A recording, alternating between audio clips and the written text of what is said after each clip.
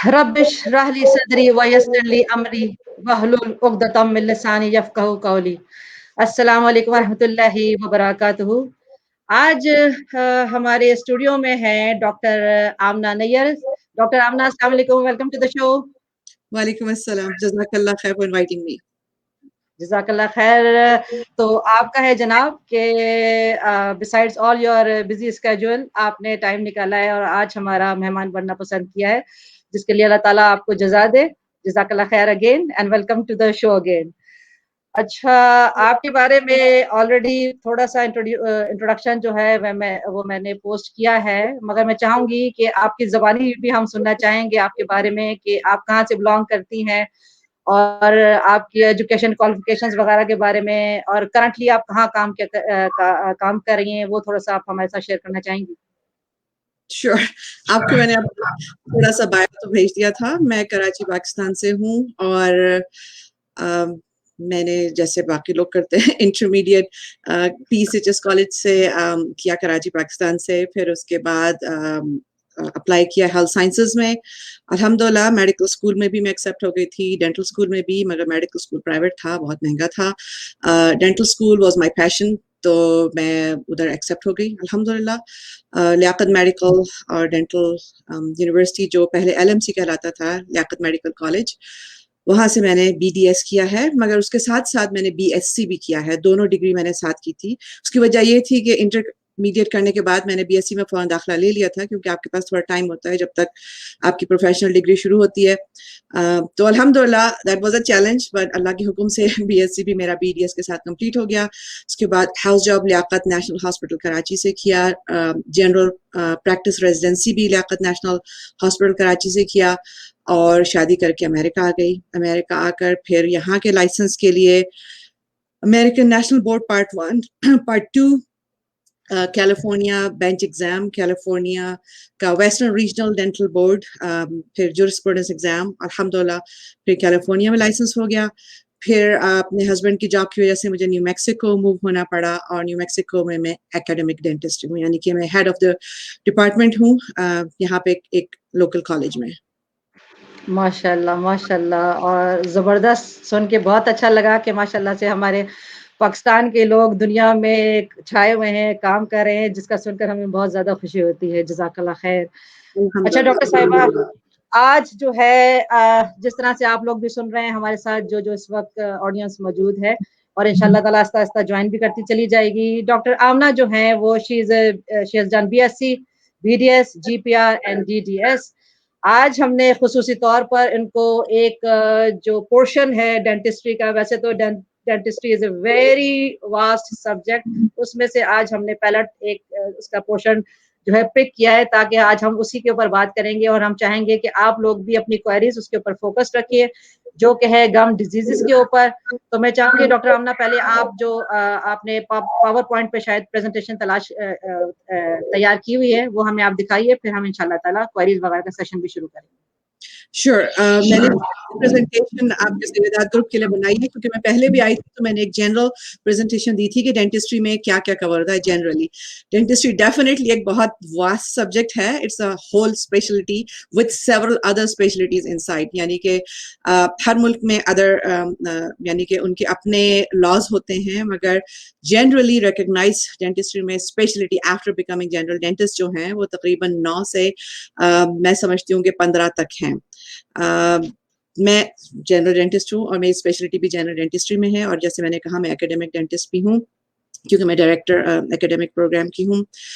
तो ये power point मैंने सिर्फ गम डिजीजेस के लिए, जो जनरल गम डिजीज होती हैं उसके बारे में, और स्पेशली ये सैयदात के लिए बनाया है, तो आप अपना लोगो भी देख सकती हैं। जज़ाकल्लाह खैर। हर प्रेजेंटेशन की तरह एक डिस्क्लेमर आपको दे दूं कि इस प्रेजेंटेशन में मेरा या उम्मे इब्राहिम कुरैशी या हमारे किसी भी रिश्तेदार का कोई मॉनेटरी इशू नहीं है। अल्हम्दुलिल्लाह, ये सिर्फ for the sake of Allah है। May Allah accept and guide us and protect all of us. इसकी इंफॉर्मेशन है वो सिर्फ एजुकेशनल रीजन के लिए है। यहाँ पे मैं बहसियत डॉक्टर तो आपसे बात कर रही हूँ, मगर मैं आपका ट्रीटमेंट कोई नहीं कर रही, सिर्फ आपको एजुकेट कर रही हूँ। और you are most welcome to ask me any question, I will be happy. मगर मैं आपका कोई डायग्नोसिस या ट्रीटमेंट नहीं कर रही हूँ इस वक़्त। और इसमें जो भी मटीरियल है वो टेक्स्ट बुक्स जो अवेलेबल है और जो भी विदिन 5 ईयर मोस्टली मगर विदिन 10 ईयर भी जो रिसर्च मौजूद है उसमें से मैंने लिया है। तो ओवरऑल हेल्थ, आपको पहले भी मैं बोला था जब हम बात करते हैं डेंटिस्ट्री की और डेंटिस्ट की, हम बेसिकली बात कर रहे हैं ओरल हेल्थ की। ओरल का मतलब होता है मुंह। अब intra oral and extra oral दोनों उसमें शामिल होते हैं। इंट्रा ओरल का मतलब होता है इनसाइड द माउथ और एक्स्ट्रा ओरल का मतलब होता है outside the mouth. Intra oral में आपका ऊपर और नीचे का जबड़ा आ जाता है, आपकी तमाम चबाने वाली मसल्स जो हैं वो आ जाती हैं, यानी कि तमाम जो गोश्त का हिस्सा है ये आ जाता है, आपका ऊपर तालू आ जाता है, आपका मुंह के अंदर की तमाम जो लाइनिंग है, यानी कि ये मेरे चीक्स के अंदर, लिप्स के अंदर, ज़बान में, ज़बान के नीचे, ज़बान के ऊपर, पूरा हलक तक जो है, ज़बान, आपकी लिप्स जो हैं, और आपकी सैलिवरी ग्लैंड्स जिसमें से थूक आता है, थूक की हमारे अंदर बहुत सारी गुदूद मौजूद हैं। एक मेन यहाँ पे मौजूद है, एक यहाँ पे मौजूद है, एक अंदर मौजूद है। उसके अलावा तकरीबन पूरी जगह पे छोटे-छोटे रेड डॉट्स जो आपको पता चलते हैं, वो माइनर सैलिवरी ग्लैंड्स होती हैं। तो ये सब डेंटिस्ट्री ओरल हेल्थ में शामिल होती हैं। उसके अलावा मुंह के तमाम इस हिस्से में जो भी दर्द होता है, जो भी बीमारियां होती हैं, वो सब डेंटिस्ट्री का हिस्सा है। और फिर कैंसर मुंह के, थ्रोट के, अराउंड के, ये सब भी डेंटिस्ट्री के अंदर आते हैं। डेंटिस्ट्री आपके पूरे जिस्म का ताल्लुक है, जैसे कि आप इस तस्वीर में देख रही हैं। फातिमा, आपको मेरा माउस नजर आ रहा है ना मुंह होता हुआ? बिल्कुल परफेक्ट। गुड। तो ये आप देख रही हैं जो तमाम दांत हैं। मैं लोगों को ये क्लियरली बताना चाहती हूँ, जब आप डेंटिस्ट से सुने तो प्लीज आप सिर्फ दांतों का ना सोचा करें। दांत हमारे जिस्म का हिस्सा है, मगर जब हम डेंटिस्ट्री की बात करते हैं तो सिर्फ दांतों की नहीं बात करते, बल्कि हर वो चीज जो दांतों के साथ कनेक्टेड है। अब दांतों के साथ क्या कनेक्टेड है? दांत जिस हड्डी के अंदर मौजूद है, दांत उस हड्डी के अंदर जो आपकी मसल्स, गम्स मौजूद हैं, फिर उन दांतों का कनेक्शन आपकी नर्व्स के साथ, यानी कि आपके दिमाग के साथ डायरेक्टली, ये तमाम नर्व्स जाके आपके दिमाग के साथ मिलती हैं। फिर उसके बाद इसके अंदर जो ब्लड वेसल्स होती हैं, यानी कि आर्टरीज और वेन। आर्टरी उसको कहते हैं जो दिल से साफ खून लेके आपके जिस्म के हर एक खलिए यानी सेल के अंदर जाती है, और वेन उस वेसल को या पाइपलाइन को कहते हैं जो खराब खून को, जो इस्तेमाल हो चुका था, उसको वापस आपके दिल के अंदर लेके जाती है ताकि वो क्लीन हो सके।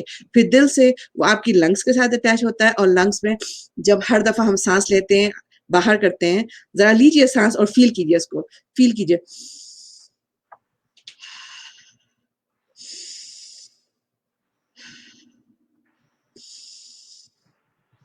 इसको फील कीजिए और कहिए अल्हम्दुलिल्लाह। हम कितनी चीजें, कितनी नेमतों को हम नहीं महसूस करते और अल्हम्दुलिल्लाह नहीं कहते, और हम मिरेकल्स के चक्कर में बैठे रहते हैं, कोई मौजज़ा हो जाए। हर चीज हमारी मौजज़ा है। जो सांस हम ले रहे हैं, अल्हम्दुलिल्लाह, ये मौजज़ा है अल्लाह का। और ये तमाम कनेक्शन जो मैं आपको बता रही हूँ, हमारा दिल धड़क रहा है जिसको हम फील नहीं कर रहे, ये अल्लाह का मौजज़ा है। हम आपसे बात कर रहे हैं, ये अल्लाह का मौजज़ा है। आप हमें सुन रहे हैं, ये अल्लाह का मौजज़ा है। और ये कंप्यूटर सिस्टम जिसके थ्रू ये पूरी मालूमात, मैं अमेरिका में बैठी हुई हूँ, आप सऊदी अरब में, पाकिस्तान में, और दुनिया के किसी भी हिस्से में अगर बैठे हुए हैं, आपको ये मालूमात पहुंची, ये सब अल्लाह का मौजज़ा है, अल्हम्दुलिल्लाह। इसीलिए नबी सल्लल्लाहु अलैहि वसल्लम खातिमुन नबिय्यीन थे। क्यों? क्योंकि उनके बाद अल्लाह ताला ने ये तमाम टेक्निक, ये तमाम टेक्नोलॉजी हमें दे दी थी कि कहीं पे भी दुनिया में इंसान बैठा हुआ, स्पर ऑफ अ मूवमेंट तमाम मालूमात पहुंच जाती है। सो अल्हम्दुलिल्लाह कहिए कि ये दांत किस तरीके से हमारे दिमाग के साथ कनेक्टेड है, हमारे दिल के साथ कनेक्टेड है, और हमारे जिस्म के हर एक खलिया यानी सेल के साथ कनेक्टेड है। तो कोई भी बीमारी अगर हमारे मुंह के अंदर होती है, उसका हमारे जिस्म में असर होता है। इसी तरह जिस्म की बहुत सारी बीमारियों का हमारे मुंह के साथ ताल्लुक होता है, जैसे कि डायबिटीज है, जैसे कि दिल की बीमारियां हैं, जैसे कि लूपस है, ये ऑटो इम्यून डिजीज होती है जो जिस्म अपने आप को अटैक करता है। कैंसर है मुख्तलिफ किस्म के, रूमेटाइड आर्थराइटिस जिसको जोड़ों का दर्द कहते हैं खास किस्म का है, और स्ट्रोक, ये भी समझें कि ब्लड प्रेशर हाई होने की वजह से, और भी बहुत सारे वजूहात होते हैं। तो कुरान पाक में ये आयत मौजूद है, लक़द खलक़नल इंसान फ़ी अहसनि तक़वीम। इसको आप याद रखें और प्रेज़ किए कि माशाअल्लाह। ये तो मैं आपको सिर्फ एक छोटी सी स्लाइड दिखा रही हूँ। अगर आप जिस्म को इनसाइड देखें, लाइक फातिमा ने पहले मुझसे सवाल पूछा था कि हेल्थ साइंसेस का, तो मैं आपको बता दूं हेल्थ साइंसेस मेरे ब्लड के अंदर रन करता है। बचपन से मुझे इस चीज का शौक था। ये सवाल फातिमा ने नहीं पूछा है, मगर मैं आपको बता दूं, जब मैं प्रॉब्ली 3 या 4 साल की थी, तो जब लोग मुझसे पूछते थे बड़ी होके क्या बनोगी? तो मैं कहती थी दुल्हन बनूँगी और उसकी वजह ये थी कि जस्ट लाइक एनी गर्ल आपको पता है पाकिस्तान में जब शादी में जाएँ, तो दुल्हन सेंटर ऑफ अट्रैक्शन होती है, खूबसूरत होती है, हर एक का दिल करता है, तो मेरा भी दिल करता था। तो मेरी दादी जान जो थी उन्होंने मुझसे कहा कि अगर तुम दुल्हन बन गई, तो तुम दूसरी जगह चली जाओगी, बूढ़ी दादी अकेली रह जाएँगी, उनका कोई केयर करने वाला नहीं होगा।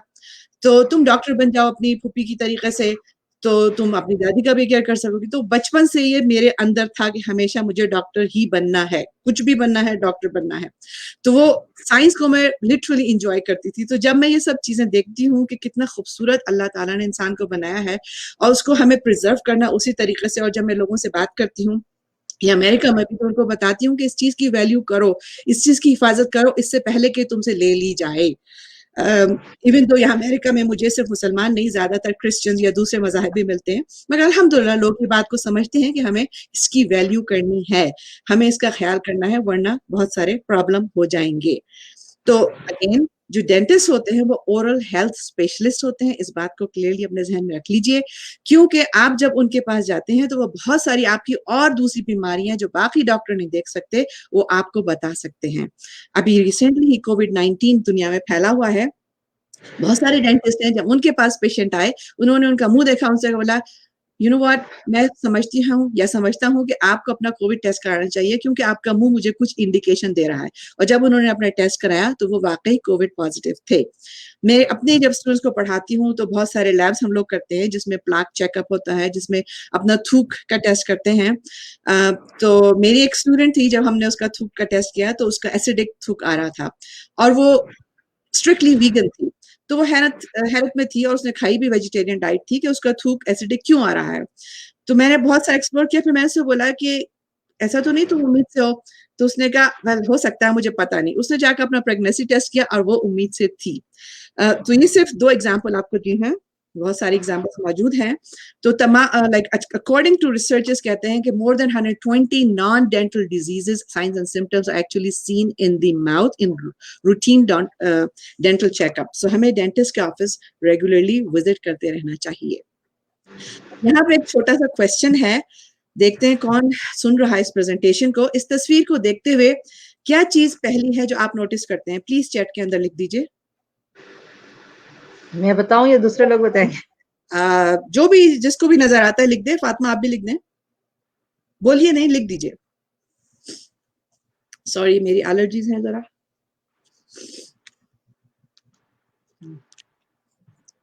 चैट बॉक्स के अंदर लिखिए आपको इस तस्वीर में क्या चीज़ नज़र आती है जो सबसे पहले आपकी अटेंशन लेती है?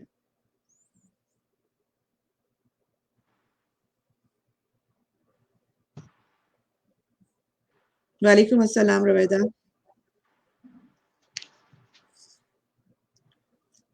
फ़ातिमा ने तो लिखा है, बाकी लोग भी लिखें। दाँत नज़र आए सबसे पहले और बाकी लोग? और क्या चीज़ नज़र आ रही है आपको? इस तस्वीर को देखते हुए ब्रोकन टूथ और कुछ तस्वीर को गौर से देखिए और कुछ नज़र आ रहा है जो कि सही नहीं लग रहा? सब लोग ब्रोकन टीथ लिख रहे हैं। और कुछ? स्माइल? स्माइल ये जो स्माइल है इतना खूबसूरत नहीं लग रहा है इस ब्रोकन टूथ की वज़ह से, दैट्स ट्रू। किसी ने ये नोटिस किया? आईब्रोज़? किसी ने नोटिस किया था? नहीं। नहीं किया था। क्यों? इसलिए कि हमारा पहला जो तवज्जो होती है ना, वो इंसान के स्माइल के पे होती है। आपका अगर स्माइल हेल्दी है, तो ऑटोमेटिकली आप हेल्दी नज़र आते हैं। इन खातून को देखिए, आप इनको देख रहे हैं, इनका मेकअप तो आप बाद में देखेंगे, मगर जब इनका स्माइल देखते हैं, आपको एक अच्छी-सी फीलिंग होती है। इस बच्ची का स्माइल देखते हैं और खूबसूरत फीलिंग होती है। इन साहब का स्माइल देखते हैं, आपको अ लिटिल बिट यूँ होता है इनका एक दाँत गायब है, काश कि ये दाँत वहाँ होता। फिर जब आप दोबारा गौर करते हैं, जैसे कि मैंने आपको इंडिकेट किया, अब मैं आंसर में देख रही हूँ कि कुछ लोग देख रहे हैं मिसिंग आईब्रो। जी हाँ, इनकी आईब्रो मिसिंग है, but that was not your first thing that you saw, right? The first thing you saw was the missing tooth, that's important. और यही बात मैं आपको बता रही हूँ कि आपको अपने मुँह का ख़्याल रखना है, सिर्फ़ दाँतों का नहीं, दाँत सिर्फ़ एक पार्ट है उसका। जब ये मुँह खुलेगा और बहुत सारी कहानियाँ बाहर निकलेंगी, जो कि इंशाल्लाह मैं अभी उसको बताती हूँ। नादिया अस्सलाम वालेकुम। तो जैसे मैंने आपसे कहा, जब डेंटल डॉक्टर या ओरल हेल्थ स्पेशलिस्ट मुंह खोलता है पेशेंट का तो उसमें बहुत सारी चीजें नजर आती हैं, जिसमें से चंद एग्जाम्पल आपको यहाँ नजर आ रही है। अनीमिया, दूध जिसको आपके जिसमें खून की कमी कहते हैं, अनीमिया, वो मुंह को देखने से डेंटिस्ट आपको बता सकता है कि आप एनीमिक हैं, फिर ब्लड टेस्ट करके उसको वेरीफाई कर सकते हैं। एनोरेक्सिया नर्वसा या बुलिमिया जिसको कहते हैं, ये एक नफ्सियाती बीमारी होती है। वालेकुम अस्सलाम नादिया। एक नफ्सियाती बीमारी होती है, खास तौर पर खवातीन में, मगर मर्दों में भी होती है, कि उनको हर वक्त अपने जिस्म की फिक्र रहती है। उनको हर वक्त रहता है कि मैं बहुत मोटी हो गई हूँ। तो अब खाना तो एक जिस्म का रिक्वायरमेंट है, वो खाना तो खाएंगे, मगर क्या होता है फिर वो बाथरूम में जाके इंटेंशनली हलक में उंगली डाल के उल्टी करते हैं, या भी ऐसी दवाइयां खाते हैं जिससे उनको उल्टी हो जाए, क्योंकि उनको अपना जिस्म एक खास, जिसको फिगर 8 कहा जाता है ना, उस मेजरमेंट में रखना होता है। यानी कि जिसको आप कहते हैं 34, 24, 34 या 36, 26, 36, इस किस्म का उनको रखना होता है। ये साइकोलॉजिकल बीमारी है, हर वक्त उनको रहता है। ज्यादातर जो मॉडल्स होती हैं उनमें बीमारी होती है, मगर और औरतों में हो सकती है। बहुत तकलीफ दे बीमारी है। मसला ये उन लोगों को अपना जिस्म नहीं नजर आ रहा होता है कि उनका जिस्म इस बीमारी की वजह से इंतहाई सूखापन जिसको कहते हैं वो हो चुका होता है, मगर उनको नहीं नजर आ रहा होता, और वो हर वक्त उस परेशानी में रहते हैं कि उनको अपनी मेजरमेंट करके अपना खाने का ख्याल रखना है, अपनी मेजरमेंट सर्टन उसमें रखनी है। इसको कहते हैं बुलिमिया या एनोरेक्सिया नर्वोसा। इसमें भी आपके दांत इफेक्ट होते हैं, क्योंकि मुसलसल एसिड आपके मुंह के अंदर आ रहा है और आपकी गम्स इफेक्ट हो रही होती हैं। फिर इम्यून डेफिशिएंसी, जैसे HIV बीमारी है, एड्स बीमारी है, उसमें भी आपके मुंह के अंदर बहुत सारे असरात नजर आते हैं। डायबिटीज, मुसलसल ड्राई माउथ रहता है। आपकी फैमिली में आपकी वालदा या वालिद किसी को भी डायबिटीज हो, ज़ियादतीस जिसको कहते हैं, शुगर की बीमारी, अगर आप उनसे पूछे हर वक्त वो आपसे कहेंगे मेरा मुंह हला हर वक्त चप चप रहता है, ड्राई रहता है। इसी तरह उसकी वजह से उनके मुंह में बहुत ज्यादा इन्फेक्शन के प्रॉब्लम हो जाते हैं, दांतों में, गम्स में, तालू में, जबान में, हर जगह। दिल के मसाइल भी आपके जॉ के अंदर नजर आते हैं। दिल का दर्द जो होता है वो अक्सर लोगों को अपने जॉ में फील होता है। किडनी फेलियर भी आपके मुंह के अंदर क्लियरली डेंटल डॉक्टर और हेल्थ स्पेशलिस्ट जो है वो आपको बता सकते हैं। आज का मेन टॉपिक जो था गम डिजीजेस। अब गम जो है नॉर्मली उसकी एक शक्ल होती है, उसके अंदर जो चेंजेस आने शुरू होते हैं वो भी हमको अंदर की कहानियां बता रहे होते हैं। वालेकुम सलाम आयशा। तो अब उसमें क्या है, अब आपको नॉर्मल में गम की तस्वीर दिखाऊंगी पहले, फिर मैं आपको कुछ तस्वीरें दिखाऊंगी एबनॉर्मल गम की। प्लीज ध्यान में रखिएगा कि जब मैं आपको तस्वीर दिखाऊं, इसका मतलब ये नहीं है कि वो आपकी तस्वीर है, क्योंकि हम खवातीन में ये प्रॉब्लम होता है और कुछ हजरात में भी होता है कि हम हर चीज को अपना पर्सनल लेना शुरू कर देते हैं। तो प्लीज पर्सनल ना लीजिएगा उसको, उस तस्वीर को देख के हाँ सीरियस जरूर लीजिएगा, इस सेंस में कि अगर कोई चीज आपको अपने अंदर नजर आ रही है तो प्लीज अपने डेंटिस्ट को जाके जरूर दिखा दीजिए, या उसकी एक अच्छी तस्वीर देके मुझे भेज दीजिए, मैं आपको कुछ उसके बारे में स्टडी करके बता सकती हूँ। तो अगर किसी के गम नॉर्मल गम से रंग उनका चेंज हो रहा है, यानी कि थोड़े से पेल नजर आने शुरू हो गए हैं, जो पहले नहीं थे बल्कि अब चेंज होना शुरू हो गए हैं, तो उसके अंदर कुछ भी बीमारी हो सकती है। यानी उनके अंदर विटामिन की डेफिशिएंसी भी हो सकती है, उनके अंदर अनीमिया यानी कि खून की कमी भी हो सकती है। उमूमन प्रेग्नेंट वुमेन को, उमूमन आपके जब पीरियड्स हैवी आ रहे होते हैं उस वक्त ये चीज होना शुरू हो जाती है, या आपका जिस्म इनफ रेड ब्लड सेल्स, लाल खलिया नहीं बना रहा है, आपके गम में स्वेलिंग है, इसका मतलब है कि आपके गम साफ नहीं है, रात को खाना खाया था वो सही से साफ नहीं हुआ है, तो आपकी ओरल हाइजीन को थोड़ी सी हेल्प की जरूरत है, या कुछ दवाइयां आप खा रही हैं उसकी वजह से भी हो सकता है। अगर बहुत ही रेड किस्म के आपके गम होने शुरू हो चुके हैं और उनमें दर्द भी होता है, तो वो अगेन बैड ओरल हाइजीन की वजह से भी हो सकता है, या आपके अंदर डायबिटिक का प्रॉब्लम है या हो रहा है। अगर कुछ व्हाइट स्पॉट्स जो पहले नहीं थे अब आने शुरू हो गए, येलो या व्हाइट स्पॉट्स उसके अंदर गम्स के ऊपर, तो आपको कुछ एलर्जी का प्रॉब्लम भी हो सकता है कि आप कोई चीज खाती हैं या लगाती हैं। एलर्जी किसी वजह से भी हो सकती है, कुछ परफ्यूम, कुछ मेकअप्स की वजह से हो सकती है, कुछ एनवायरनमेंट में आप जाते हैं, कुछ पौधों की वजह से हो सकती है। आप किसी पार्क में गई और सडनली आपको होना शुरू हो गया, कोई नई चीज आपने खाई, कोई नई चॉकलेट कैंडीज आपने खाई। होटल में खाना खाने से अक्सर ये प्रॉब्लम हो जाते हैं, क्योंकि बहुत सारे इंग्रेडिएंट्स जो कि नेचुरल नहीं हो उनकी वजह से हो सकता है। तो आपको कोई सोर्स हो सकते हैं, या खुदा न खास्ता कैंसर भी हो सकता है, तो वो भी नजर में रखना होता है। इसी तरह अगर आपके गम्स जो हैं वो खिंचना शुरू हो चुके हैं, दांत आपके लंबे होने शुरू हो गए हैं और गम खिंच के छोटे होने शुरू हो चुके हैं, सिमटने शुरू हो चुके हैं, उसको हम रिसीडिंग गम कहते हैं। इसका मतलब है अंदर से हड्डी जो है वो एसिड ने खाने शुरू कर दी है, बैक्टीरिया ने खानी शुरू कर दी है, तो वो पेरिडोंटल यानी कि गम का सीवियर स्टेज होती है जो वो होनी शुरू हो गई है, या खुदा न खास्ता पीपल यानी कि लोग जो स्मोकिंग ज़्यादा करते हैं या टोबैको चू करते हैं या तंबाकू चू या फिर पान छालियाँ बहुत ज़्यादा खाते हैं, उनके अंदर ये प्रॉब्लम होते हैं जो कि कैंसर की तरफ जा रहा होता है। तो आपको एक टिप बता दूँ कि अपने आप को देखना अच्छी बात है, अपने आप को प्रेज़ करना अच्छी बात है, शीशा आपका राइट है, ज़रूर देखें, मैं भी देखती हूँ। और कोई चीज़ जो पहले नहीं थी आपके अंदर, अब आने शुरू की, उसको नोट करना शुरू कर दें।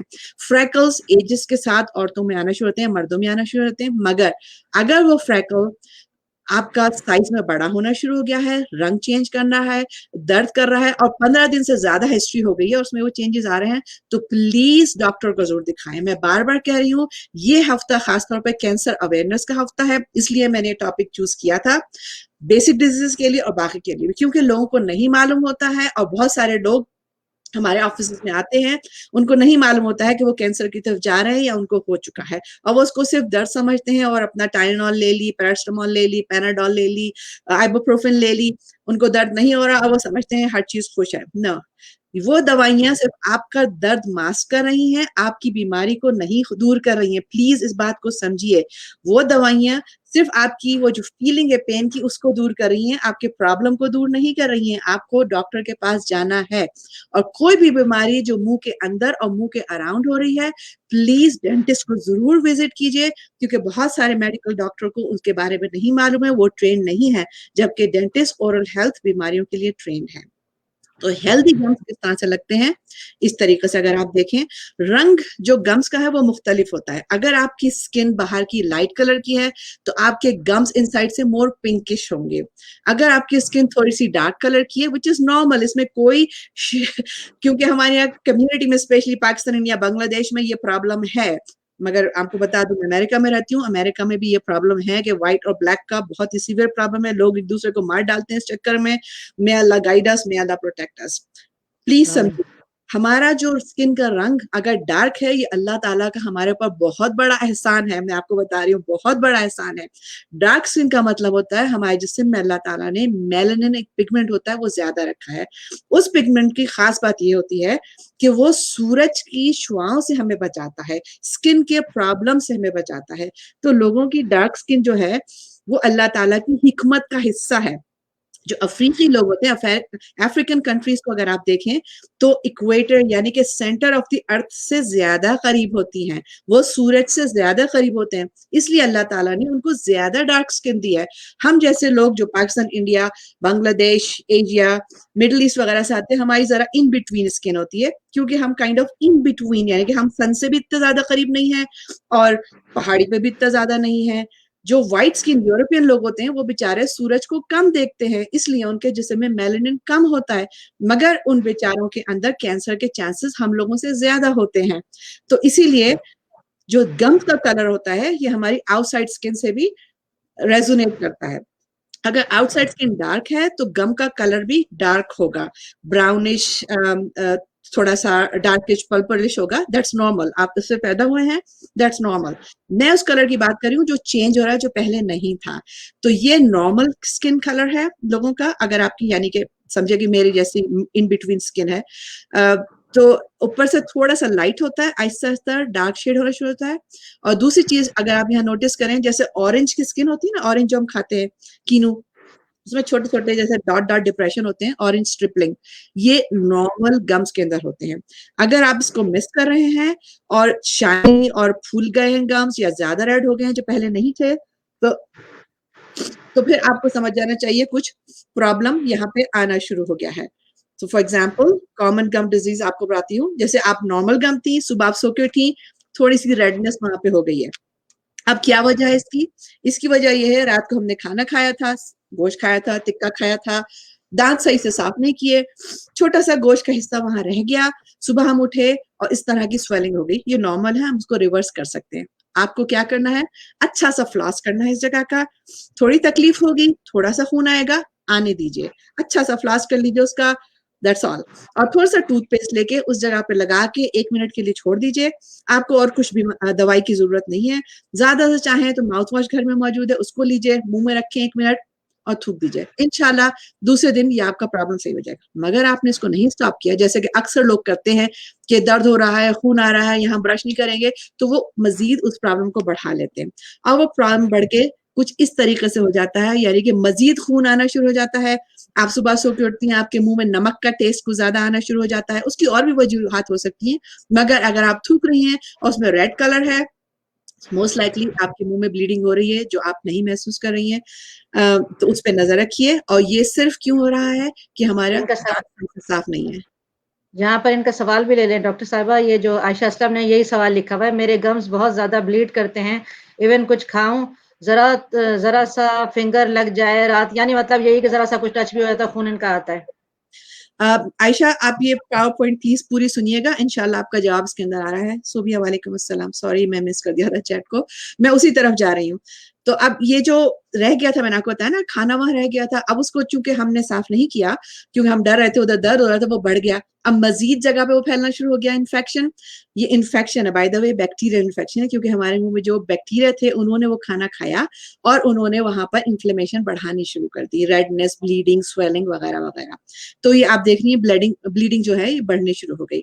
अब कुछ लोगों में मजीद प्रॉब्लम होने शुरू आती है। फॉर एग्जाम्पल यहाँ आप देख रही है गम, देखें कितनी स्वेल्ड है, इनके अंदर स्ट्रेस का प्रॉब्लम है, इनके दांत मजीद इनकी कहानी बता रहे हैं। ये जो घिसे हुए दांत है ना, दो वजह से होते हैं। एक तो लोग जो मुसलसल स्ट्रेस में होते हैं, उनको पता नहीं चलता, हर वक्त अपने दांत खींचते रहते हैं, रात को सोते हैं।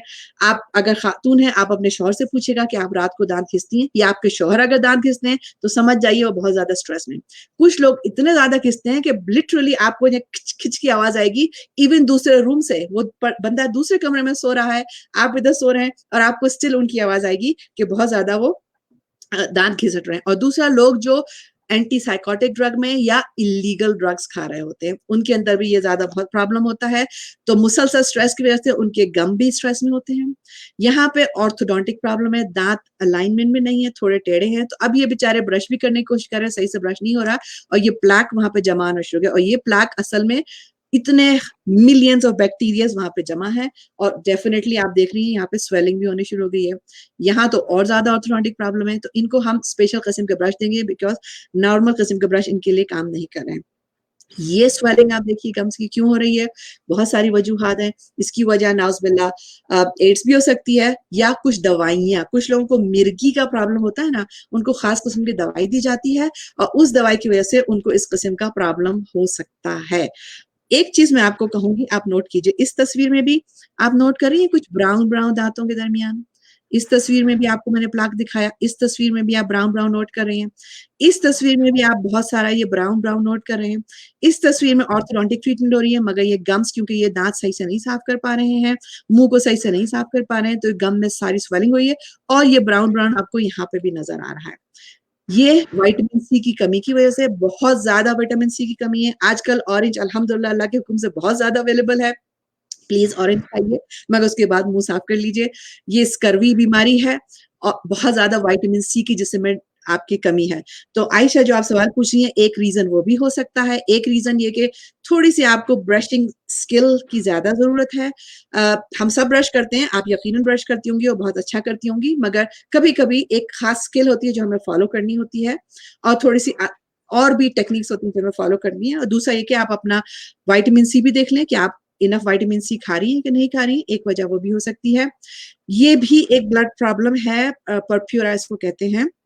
उसके अलावा भी रीजन हो सकते हैं, जिसमें ये आपकी ब्लड वेसल जो है उसकी स्वेलिंग हो गई है और ये गम्स में प्रॉब्लम हो गया, एंड इसको अर्जेंटली डेंटल डॉक्टर के पास जाना है। ये आपको मैंने डायलेंटिन ड्रग बताई थी, उसकी वजह से एपिलेप्सी, मिर्गी के मर्ज में लोग खाते हैं, उसकी वजह से है। मगर दूसरी चीज जो मैं आपको फिर बता रही हूँ, नोटिस कीजिए, ये व्हाइट व्हाइट व्हाइट स्टफ जो दांतों पे लगा हुआ है, ये मजीद जो गम प्रॉब्लम बढ़ गया है। अब ये सिर्फ आपके मसूड़े में नहीं रहा, बल्कि अंदर जो दांतों को पकड़ा हुआ पूरा स्ट्रक्चर है, यानी कि पेरिडोंटल लिगामेंट उसको कहते हैं, छोटी छोटी एक समझें कि स्ट्रिंग्स होते हैं अल्लाह के हुक्म से, स्पेशल किस्म के जो दांत में लगे होते हैं। उसके बाद हड्डी, ये इन्फेक्शन, बैक्टीरियल इन्फेक्शन पूरा हड्डी तक पहुंच गया, इसको हम पेरिडोंटल प्रॉब्लम कहते हैं। तो ये देखिए यहाँ पे पीप भी पड़ गई है, ये पूरे दांतों में फैल गया है, मजीद दांतों में फैल गया। इसको निक्रोटाइजिंग जिंजिवाइटिस कहा जाता है। निक्रोटाइजिंग का मतलब होता है डेड, यानी कि आपके गम्स खा लिए हैं बैक्टीरिया ने और वो मर गए हैं, डेड सेल पस वहां पे जमा होनी शुरू हो गई है इन बिटवीन द गम्स। ये बहुत ही बुरी बीमारी है और ये एक दिन में नहीं होती है। जिन लोगों को होती है उनको समझना चाहिए। क्या होता है कि लोग डर जाते हैं जब उनके गम्स फूलना शुरू होते हैं, ब्लीडिंग होना शुरू होती है, दर्द होना शुरू होता है, वो डर जाते हैं और वो उस जगह को साफ करना छोड़ देते हैं। तो बैक्टीरिया जो होते हैं वहां पर, जरासीम जो होते हैं, उनकी तो पार्टी टाइम हो जाता है। तो वो मजीद वहां पे अयाशी करते हैं और मजीद वहां पे ख्वारी फैलाते हैं जो हम नहीं समझ पाते। और ये देख लिए स्टेप बाय स्टेप जो मैं आपको तस्वीरें दिखा रही हूँ, ये फैलना शुरू हो जाती है। ये देखिए फंगस वहां पे लगना शुरू होता है। फंगस ओवरनाइट नहीं लगता। मुंह में फंगस लगने का मतलब है कि ये जगह बिल्कुल भी नहीं छुई गई है और मेन रीजन उसका होता है कि लोग डर रहे थे कि वहां से मेरी ब्लीडिंग हो रही है और मैं उसको नहीं छूंगी। और उनको पता ही नहीं होता कि ये प्रॉब्लम उनको उनका जो ओरल हेल्थ डॉक्टर है यानी कि डेंटिस्ट है उसने सॉल्व करना है, उनके पास जाना है और अपना पूरा इन्फेक्शन की सफाई करवानी है उसकी और बैंडेज करवानी है उसकी। जैसे कि आपकी उंगली में इन्फेक्शन हो जाए, नाक में इन्फेक्शन हो जाए, गाल में, कान में, जिस्म के किसी हिस्से में नाउजुल इन्फेक्शन हो जाए तो आप क्या करते हैं? डॉक्टर के पास जाते हैं ना, उससे सफाई करवाते हैं ना। पूरा इन्फेक्शन कभी कभी महीने लग जाते हैं उस इन्फेक्शन की सफाई को। वो आपको एंटीबायोटिक्स देते हैं, दूसरे एंटीबैक्टीरियल एजेंट देते हैं, उसकी पूरी बैंडेज होती है। बिल्कुल इसी तरह डेंटल डॉक्टर ने भी इनको साफ करना है। ये फंगस लगा हुआ है दांत में, ठीक है ना। ये प्रेगनेंसी का प्रॉब्लम है। खवातीन को जब प्रेग्नेंट होती है ना और उनके दांत में देखिए वही येलो येलो स्टफ आपको मैं बार बार नोटिस करवा रही हूँ हो रहा है। तो क्या होता है, थोड़े से इस गम प्रॉब्लम से अक्सर ये बहुत खवातीन में आप देखेंगे इस किस्म का प्रॉब्लम और कुछ में इस किस्म का प्रॉब्लम भी होता है। ये प्रेगनेंसी के दरमियान होता है। क्यों? उनके दांतों में ये येलो येलो था, ओरल हाइजीन अच्छी नहीं थी उनकी, फॉलो अप नहीं की गई। अब जब उनके हार्मोन जो हैं वो बढ़ना शुरू हो गए तो ये मजीद प्रॉब्लम उनको शुरू हो गए।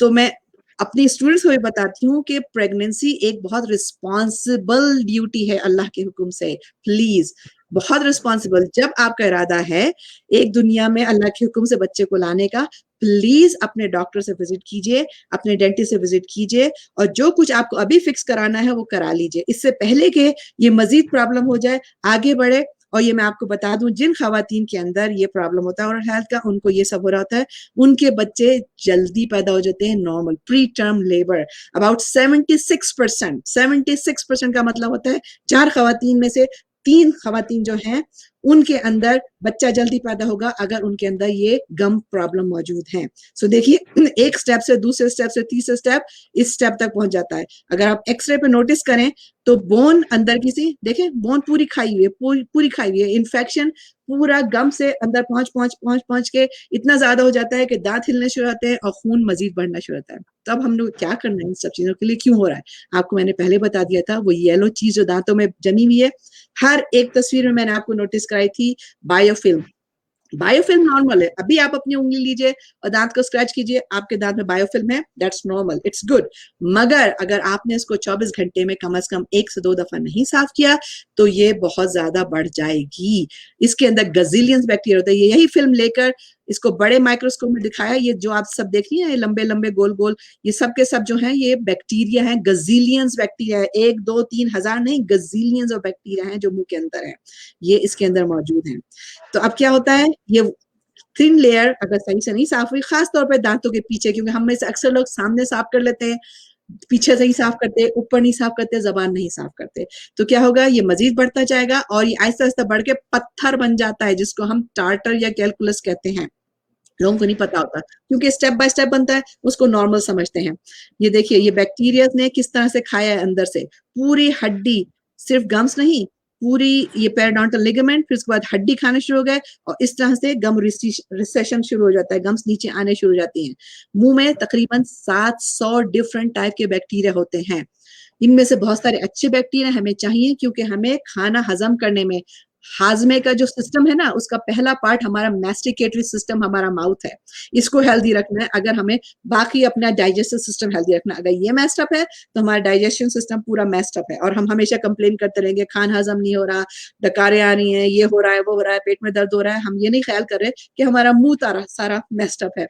तो ये बैक्टीरिया हमारे मुंह में होने चाहिए अच्छे हालत में, अच्छे काम में। मगर जब हम उनका ख्याल नहीं करते, उनको मुंह में रहने देते हैं, उनको सारी, जिसको कहते हैं ना, तखरीबकारी मचाने देते हैं, तो फिर वो ये सारा कबाड़ा करते हैं हमारे मुंह के अंदर।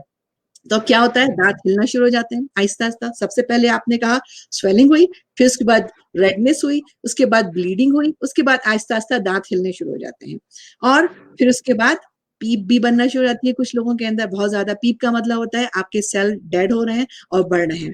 उसके बाद स्वेलिंग्स आना शुरू होती है, कभी-कभी सिस्ट बन जाता है। सिस्ट क्या होता है, आपके जिस्म में रिस्पॉन्स होता है, जो इन्फेक्शन फैला हुआ है उसको रोकने के लिए। कभी आपका इन्फेक्शन जीत जाता है, कभी आपका जिस्म जीत जाता है और कभी एक कॉम्प्रोमाइज हो जाता है। तो सिस्ट समझे एक कॉम्प्रोमाइज है और कभी-कभी सिस्ट बढ़ना शुरू होता है और आपकी पूरी हड्डी खाना शुरू होता है और आपका पूरा जबड़ा भी कभी-कभी खा जाता है ये सिस्ट। तो ये सिस्ट गम्स के अंदर भी मौजूद है। कुछ बच्चों में ये सिस्ट होते हैं, इसको इरप्शन सिस्ट कहते हैं। ये आपको सिर्फ डेंटल डॉक्टर के पास जाना है, वो इसको काट के उनके दांत को निकाल देंगे। इरप्शन सिस्ट का मतलब होता है कि जब उनके नए दांत आ रहे होते हैं ना, उससे पहले वो दांत अंदर फंस गए हैं कुछ लिक्विड के साथ जिसके अंदर वो ग्रो हो रहे थे, तो वो डॉक्टर उसको क्लीन करके निकाल देते हैं। मगर ये जो इस किस्म का सिस्ट होता है, अगेन आपको डॉक्टर के पास जाना है, क्योंकि अगर आपने नहीं स्टॉप किया तो खुदा न खास्ता ये पूरा जबड़ा भी खा सकता है। तो ये देखिए अंदर किस तरीके से पूरी बोन खाई जा रही है। इसी वजह से दांत हिलने शुरू हो जाते हैं, मगर कभी-कभी हमको पता ही नहीं होता दांत हिल रहे हैं। क्यों? वो मैं आपको बताती हूँ। देखें गम रिसेशन की वजह से क्या हुआ, पूरी जड़ें एक्सपोज होना शुरू हो गई। सिर्फ एक्सपोज नहीं हुई, इतनी ज्यादा कि ये जो इंस्ट्रूमेंट आप देख रहे हैं ना, पूरे थ्रू यानी कि ये दांत की टांगों के बीच में से थ्रू। तो अब सोचें वो बैक्टीरिया पहले ही अंदर थे, इधर थे, अब वो यहाँ पे भी घुस गए। यहाँ पे भी इन्फेक्शन उन्होंने फैलाने शुरू कर दिया। ये देखिए अंदर क्या हो रहा है, हड्डी के अंदर पूरी हड्डी खा गया यहाँ तक। कभी-कभी यहाँ पे छोटे-छोटे पॉकेट्स में भी उसने हड्डी खा ली, जो बैक्टीरियल इन्फेक्शन अंदर था। कभी-कभी खुदा न ख़ास्ता ये कैंसर भी बन जाते हैं, जैसे आप ये देख रही हैं यहाँ पे। ये देखने में सिर्फ़ आपको कैंकर सोर लग रहा है, जो आप और मुझे प्रोबब्ली हर थोड़े महीने में निकलता है। जिस्म की एसिडिटी की वजह से, स्ट्रेस की वजह से, पीरियड्स की वजह से अक्सर ख़वातीन को ये छोटे-छोटे और ये अक्सर सेम जगह पे निकलता है, ज़ुबान के साइड पे, टॉप पे और बहुत दर्द वाला होता है। उसके लिए मैं आपसे कहती हूँ टूथपेस्ट लेके उधर लगा लीजिए, अल्हम्दुलिल्लाह सही हो जाएगा और सोमो जेल, ओरा जेल लगा लें, अगर आपको बहुत ज़्यादा परेशानी होती है। अदरवाइज़ कुछ नहीं करें, ये अपना टाइम लेके खत्म हो जाता है। मगर अगर ये 15 दिन से ज़्यादा हिस्ट्री है, थोड़ा बड़ा हो रहा है, ज़्यादा दर्द कर रहा है, तो ये कैंसर है और ये तस्वीर जो आपको दिखा रही हूँ, ये हकीकतन कैंसर है। और खुदा ना ख़ास्ता ये अंदर से और ज़्यादा फैला हुआ है। अब कॉमन ट्रीटमेंट क्या करते हैं? सबसे पहले तो अपने मुँह का ख़्याल रखना है हमने सफाई का। किस तरह से करना है?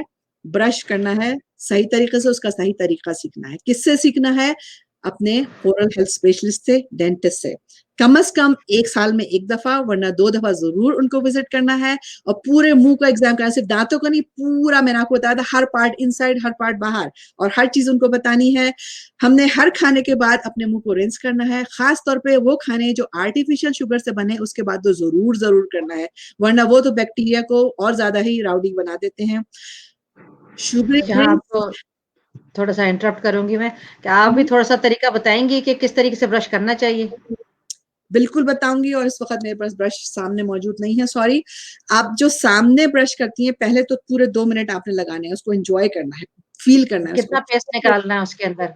टेस्ट तो पेस्ट सिर्फ़ कितना इतना सा निकालना लेना है, इतना सा सिर्फ़ जिसको मटर का दाना कहते हैं ना उतना सा, इतना सारा नहीं लेना, सिर्फ़ मटर का दाना। 6 साल से कम बच्चों को सिर्फ़ इतना सा चुपड़ना है, जिसको कहते हैं ना चुपड़ना, स्मेयर।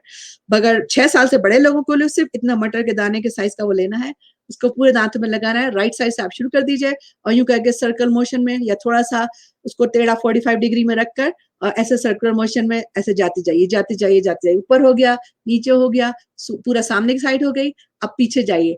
पीछे भी इस तरह से चलते जाइए, चलते जाइए, चलते जाइए, पीछे का हो गया, फिर ऊपर का पूरा पीछे का हो गया, फिर उसके बाद चबाने वाली। तो इस तरह आप पूरा ऊपर से शुरू हुए, नीचे से आए, अंदर से गए, वापस आए, चबाने की साइड से, चबाने की साइड से। तो ये आप पूरी सरफेस को जब आप करें, ईज़िली आपका 2 मिनट इसमें लग जाएगा और आराम से इंशाल्लाह उसके बाद ज़बान, पूरी हलक तक। कहते हैं कि आप सल्लल्लाहु अलैहि वसल्लम अपनी ज़बान इस तरह साफ करते थे कि जैसे आपको उनके अंदर से आवाज़ आए, जैसे चोकिंग की आवाज़ नहीं आती, इतना ज़्यादा वो अंदर तक अपनी ज़बान को साफ किया करते थे। हर जब वो मिसवाक किया करते थे ना, जिसको आप टूथब्रश कह लीजिए, तो ये पूरा करना है। उसके अलावा समझिए आप ऑफ़िस गई हुई हैं, स्कूल में काम करती हैं, आप इन बिटवीन आपको टाइम नहीं मिला कुछ स्नैकिंग के बाद, तो मैं आपसे कहूँगी च्युइंग गम खरीद लीजिए। डेंटल गम खास तौर पे जो ज़ाइलेटॉल वाली मिलती हैं और उसको चबाइए, तो वो आपकी जो बैक्टीरियाज़ हैं उनको मारती है, बायोफ़िल्म प्लाक को बनने से रोकती है और कम से कम आपका टेम्परेरी हल कर देती है उससे। तो ये आप कर सकते हैं। तो अब कुछ तो एक हदीस में वो आपको कैसे वो कैसे सेलेक्ट किया जाए कि आपके लिए पेस्ट कौन-सा अच्छा है? जैसे फ्लोराइड और नॉन फ्लोराइड है, तो आपको कैसे पता चलेगा कि आप क्या रिकमेंड करती हैं कि हमें क्या सजेस्ट करती हैं कि कौन से पेस्ट वगैरह इस तरह से यूज़ करने चाहिए? नॉर्मली लोगों को मैं फ्लोराइड टूथपेस्ट रेकमेंड करूंगी, मगर अगर कुछ लोगों के दांतों पे सफेद धब्बे आ रहे हैं तो वो फ्लोराइड टूथपेस्ट नहीं यूज करें, बल्कि अपने डेंटल डॉक्टर के पास जाएं और उनसे मशवरा करें, क्योंकि व्हाइट स्पॉट्स हो सकता है उनको टू मच फ्लोराइड की वजह से भी हो रहे हैं, जो कि पहाड़ी इलाकों में अक्सर होता है। अगर आप कुएं का पानी पीते हैं और पहाड़ी इलाके में रहते हैं, तो आपके दांतों में अगर सफेद धब्बे हैं तो आपके अंदर बहुत ज्यादा फ्लोराइड ऑलरेडी मौजूद है, तो आपको फिर फ्लोराइड टूथपेस्ट नहीं यूज करना। 6 साल से कम बच्चों के लिए फ्लोराइड टूथपेस्ट मैं बिल्कुल रिकमेंड नहीं करूंगी, अनलेस उनको जरूरत है और डॉक्टर ने कहा है, वरना मैं रेकमेंड नहीं करती, क्योंकि वो बच्चों की आदत होती है, वो फ्लोराइड टूथपेस्ट थोड़ा सा खा खा भी जाते हैं। लेते हैं, तो वो खतरनाक हो सकता है उनके लिए। तो अब ये कि इस्लामी उससे मुंह साफ करना बहुत इंपॉर्टेंट है। ये देख लीजिए हदीस आप सल्लल्लाहु अलैहि वसल्लम की मौजूद है, जिसमें उन्होंने 4 चीजों खासतौर पर बताया है, ये प्रॉफिट्स की सुन्ना है। 4 चीजें उनमें से एक है मॉडेस्टी, शर्म हया। दूसरी है परफ्यूम, अपने आप को परफ्यूम खवातीन जानती हैं किस किस्म का परफ्यूम इस्तेमाल करना है, उस तरफ मैं नहीं जाती, मगर घर में अल्हम्दुलिल्लाह आप अच्छा परफ्यूम इस्तेमाल करें अपने लिए, उसको अच्छा फील करें। दूसरा मुंह की सफाई, तीसरा शादी। ये 4 सुन्ना है प्रॉफिट्स की। अब नमाज के लिए आपकी नमाज का जो रिवॉर्ड है वो कितना 70 गुना बढ़ जाता है अगर आप अपने मुंह को सफाई करें। The merit of salat perform after using miswak is increased by 70 times.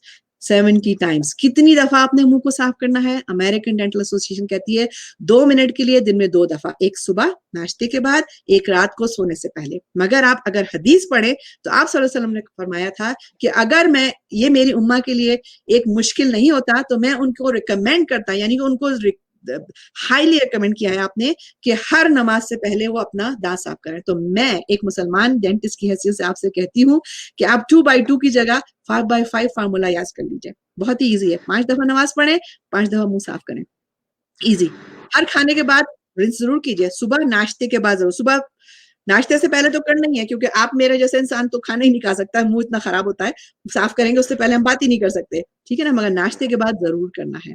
तो अगर हम ये 5-5 का फार्मूला इस्तेमाल कर लें तो जिंदगी बहुत आसान हो जाएगी। और मिसवाक की खूबसूरती ये है क्योंकि वो छोटी होती है, राउंड होती है, उसको हम राउंड राउंड राउंड हर दांत के बाद करते हैं।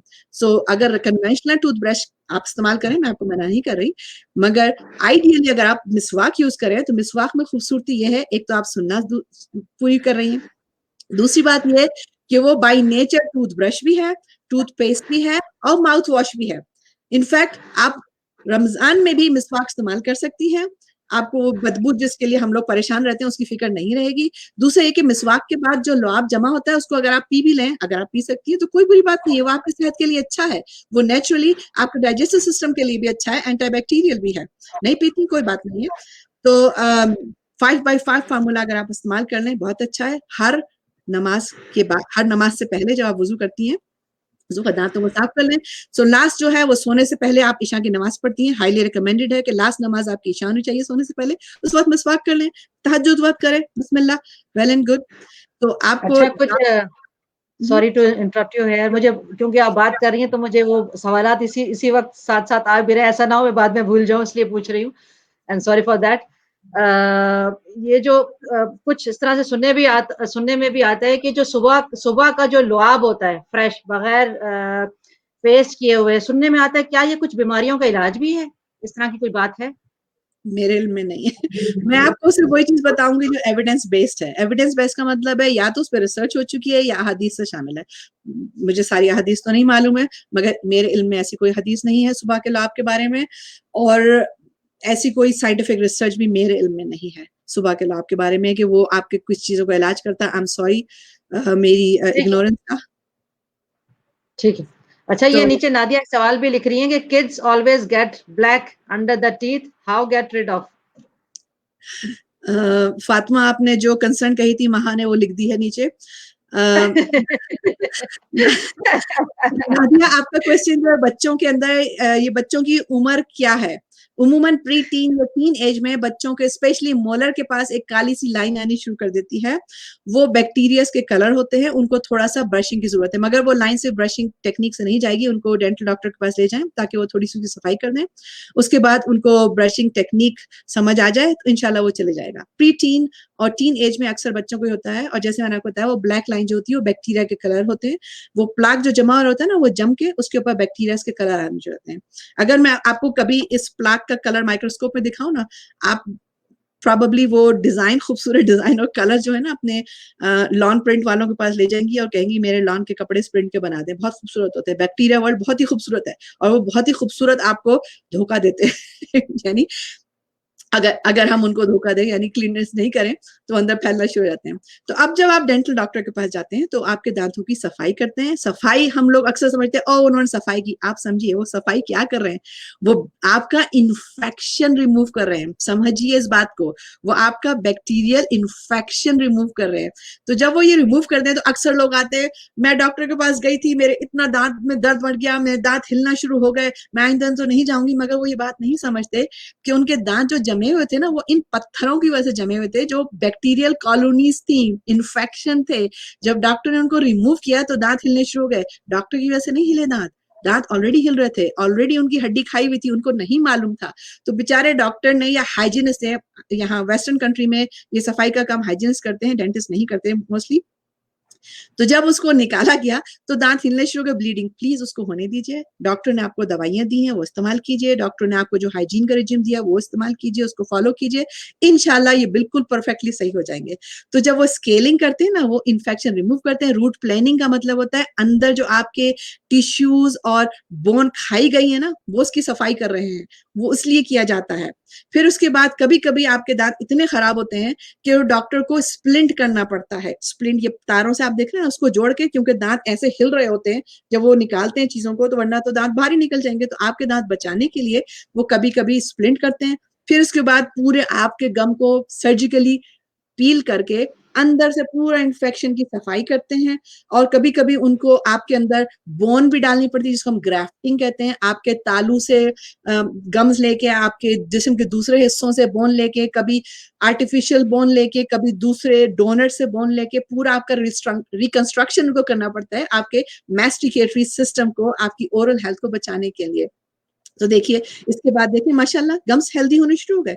जब पेशेंट फॉलो करता है इंस्ट्रक्शन तो अल्हम्दुलिल्लाह चीजें सही होने शुरू हो जाती हैं।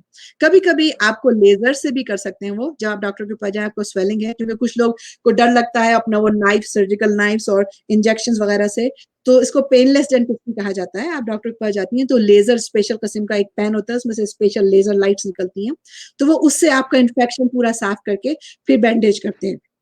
इसको पेनलेस डेंटिस्ट्री कहते हैं। अगर आपको नहीं मालूम है आप अपने डेंटिस्ट के पास जाइए। वालेकुम अस्सलाम आलिया।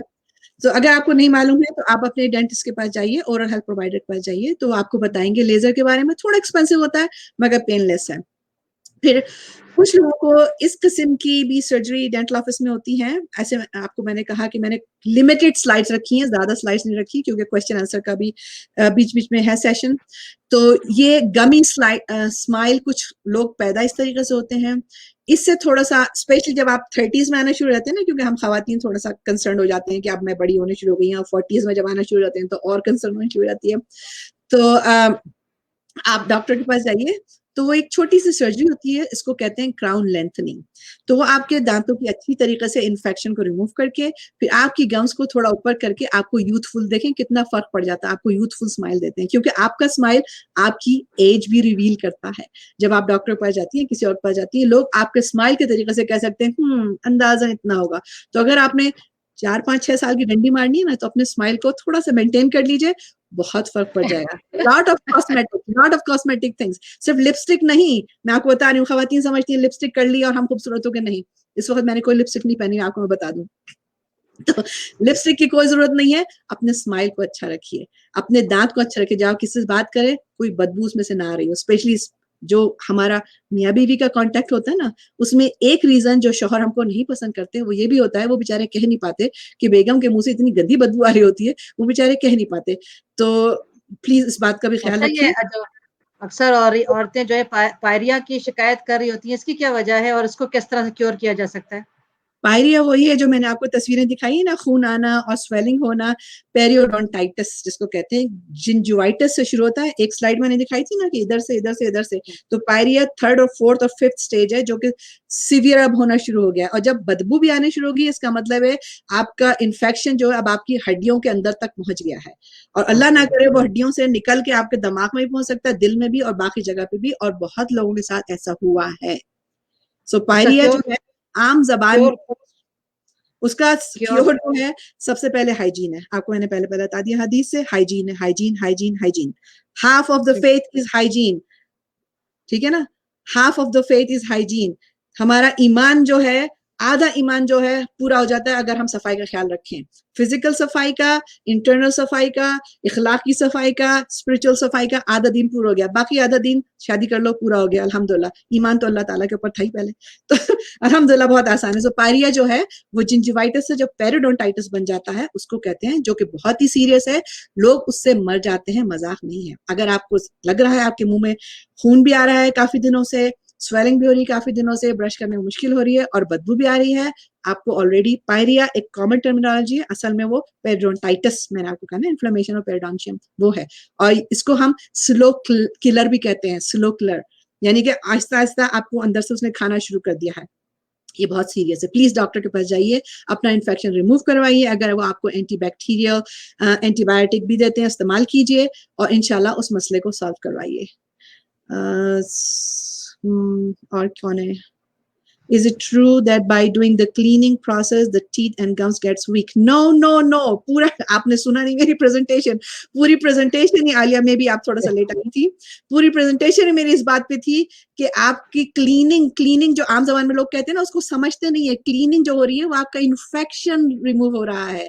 खुद सोचिए, जब इन्फेक्शन रिमूव डॉक्टर कर रहा है आपका एक प्रोफेशनल तरीके से, तो किस तरीके से आपके दांत वीक होंगे उससे? हरगिज भी नहीं। आपके दांत जो हिल रहे हैं, जो आपको पहले नहीं महसूस होते हिलना, वो इसलिए कि वो पत्थर आपके अंदर जो जम गए थे, प्लाक जो कैलकुलस बन गया था, गजीलियंस ऑफ बैक्टीरिया इन्फेक्शन जो अंदर फैल रहा था, और हम महसूस नहीं कर रहे थे उसको। जब डॉक्टर उसको रिमूव किया तो वो हमें महसूस होना शुरू हो गया, ओ माय गॉड मेरे दांत हिल रहे हैं, खून आ रहा है, ये वो। तो उसमें डॉक्टर का कोई कसूर नहीं है, वो डॉक्टर ने आपका इन्फेक्शन आहिस्ता आहिस्ता रिमूव किया। वो जो क्लीनिंग जिसको आप कह रही हैं, इन्फेक्शन रिमूवल, स्केलिंग और रूट प्लेनिंग प्रोसेस है, वो एक दिन में नहीं होता। उसको अक्सर में कई महीने चाहिए ताकि डॉक्टर आपको पूरा हीलिंग प्रोसेस दे, आहिस्ता आहिस्ता हीलिंग होती रहे। वो आपका इन्फेक्शन, इसीलिए वेस्टर्न वर्ल्ड में डेंटल हाइजीनिस्ट का प्रोफेशन क्रिएट किया गया था।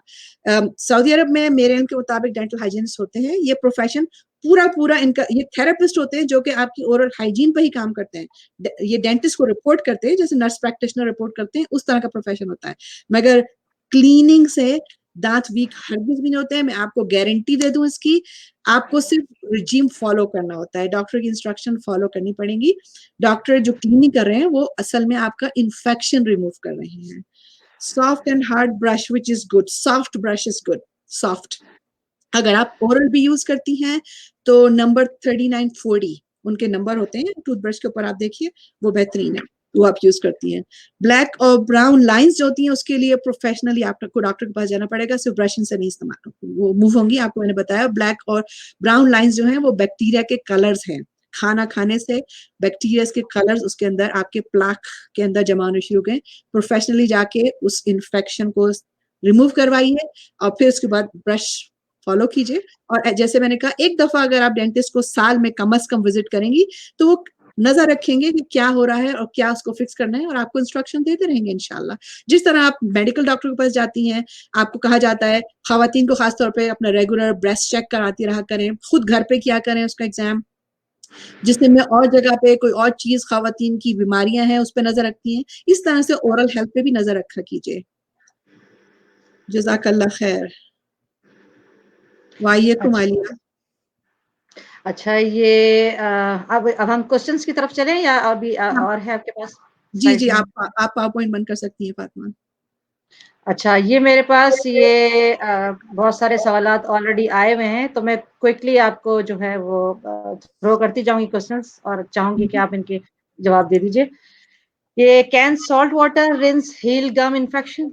यस, इन गम्स ठीक। में आपके इन्फेक्शन का मतलब है आपके मुंह के अंदर एसिड जो है वो बढ़ता जा रहा है, तो सॉल्ट जो है वो एसिड को न्यूट्रलाइज करेगा। अनलेस आपको हाई ब्लड प्रेशर का प्रॉब्लम है तो नहीं कीजिए। आपका बेहतरीन माउथ वॉश दुनिया में जो है अल्लाह ताला ने पानी बनाया है, वो आपका बेहतरीन माउथ वॉश है, वो यूज करें, मगर उसको इंजॉय करें। जब मुंह में डालें तो लिटरली ऐसे करके पूरा 1 मिनट इस्तेमाल करें, फील करें उसको, दांतों के बीच में से वो पानी गुजर रहा है, हलक में जा रहा है करके, और फिर उसको थूके, इंशाल्लाह वो बेस्ट है। थोड़ा सा नमक डालती हैं, थोड़ा सा वार्म करती हैं, बेहतरीन है। अगर आपको जो टेम्पररी मैंने आपको बताया था गम स्वेलिंग हो रही है, मतलब रात को सिर्फ ऐसा हुआ था, इंशाल्लाह अगर आपकी सफाई करें वो सही हो जाएगी। तो दूसरा माउथ रिंस मैं आपको सजेस्ट करती हूँ, अपना सौंफ, सौंफ का पानी, आधा चम्मच सौंफ लीजिए, 1 कप पानी लीजिए, उसको बॉईल कर लीजिए, उसको मुंह में रखिए 1 मिनट तक, बहुत ज्यादा गर्म नहीं, नीम गर्म जिसको कहते हैं, और उसको पी जाए, थूक दें, पी जाए, अच्छा है, स्टमक के लिए अच्छा होता है, स्पेशली खवातीन जिनको बहुत ज्यादा ब्लीडिंग हो रही है, सिर्फ दांतों में नहीं, खवातीन वाले प्रॉब्लम की बात कर रही हूँ, और जो मीनोपॉज या प्री मेनोपॉज एज में है, यानी 50s में है, उनके लिए बहुत अच्छा है, क्योंकि सौंफ असल में आपका हार्मोन बैलेंस भी करती है। और अगर आपका और ज्यादा प्रॉब्लम हो गया है तो दूसरा माउथ वॉश मैं आपको बताती हूँ, मेथी दाना, 1 चम्मच मेथी दाना, अगेन 1 कप पानी में बॉईल कर लीजिए, थोड़ा नीम गर्म मुंह में रखिए, पीना चाहे पी लें, मेथी दाना थोड़ा गर्म होता है, हर एक नहीं उसको कबूल कर सकता, थूक दीजिए, दैट्स फाइन। ये एंटी बैक्टीरियल है दोनों। और दूसरा ये कि आपका गर्मी से आपके गम्स का मसाज करके आपके बैक्टीरिया को मारते हैं। सो आपका सवाल जो था नमक के लिए, हाँ वो बेहतरीन है, आप इस्तेमाल कीजिए। What is the cause of bleeding during brushing?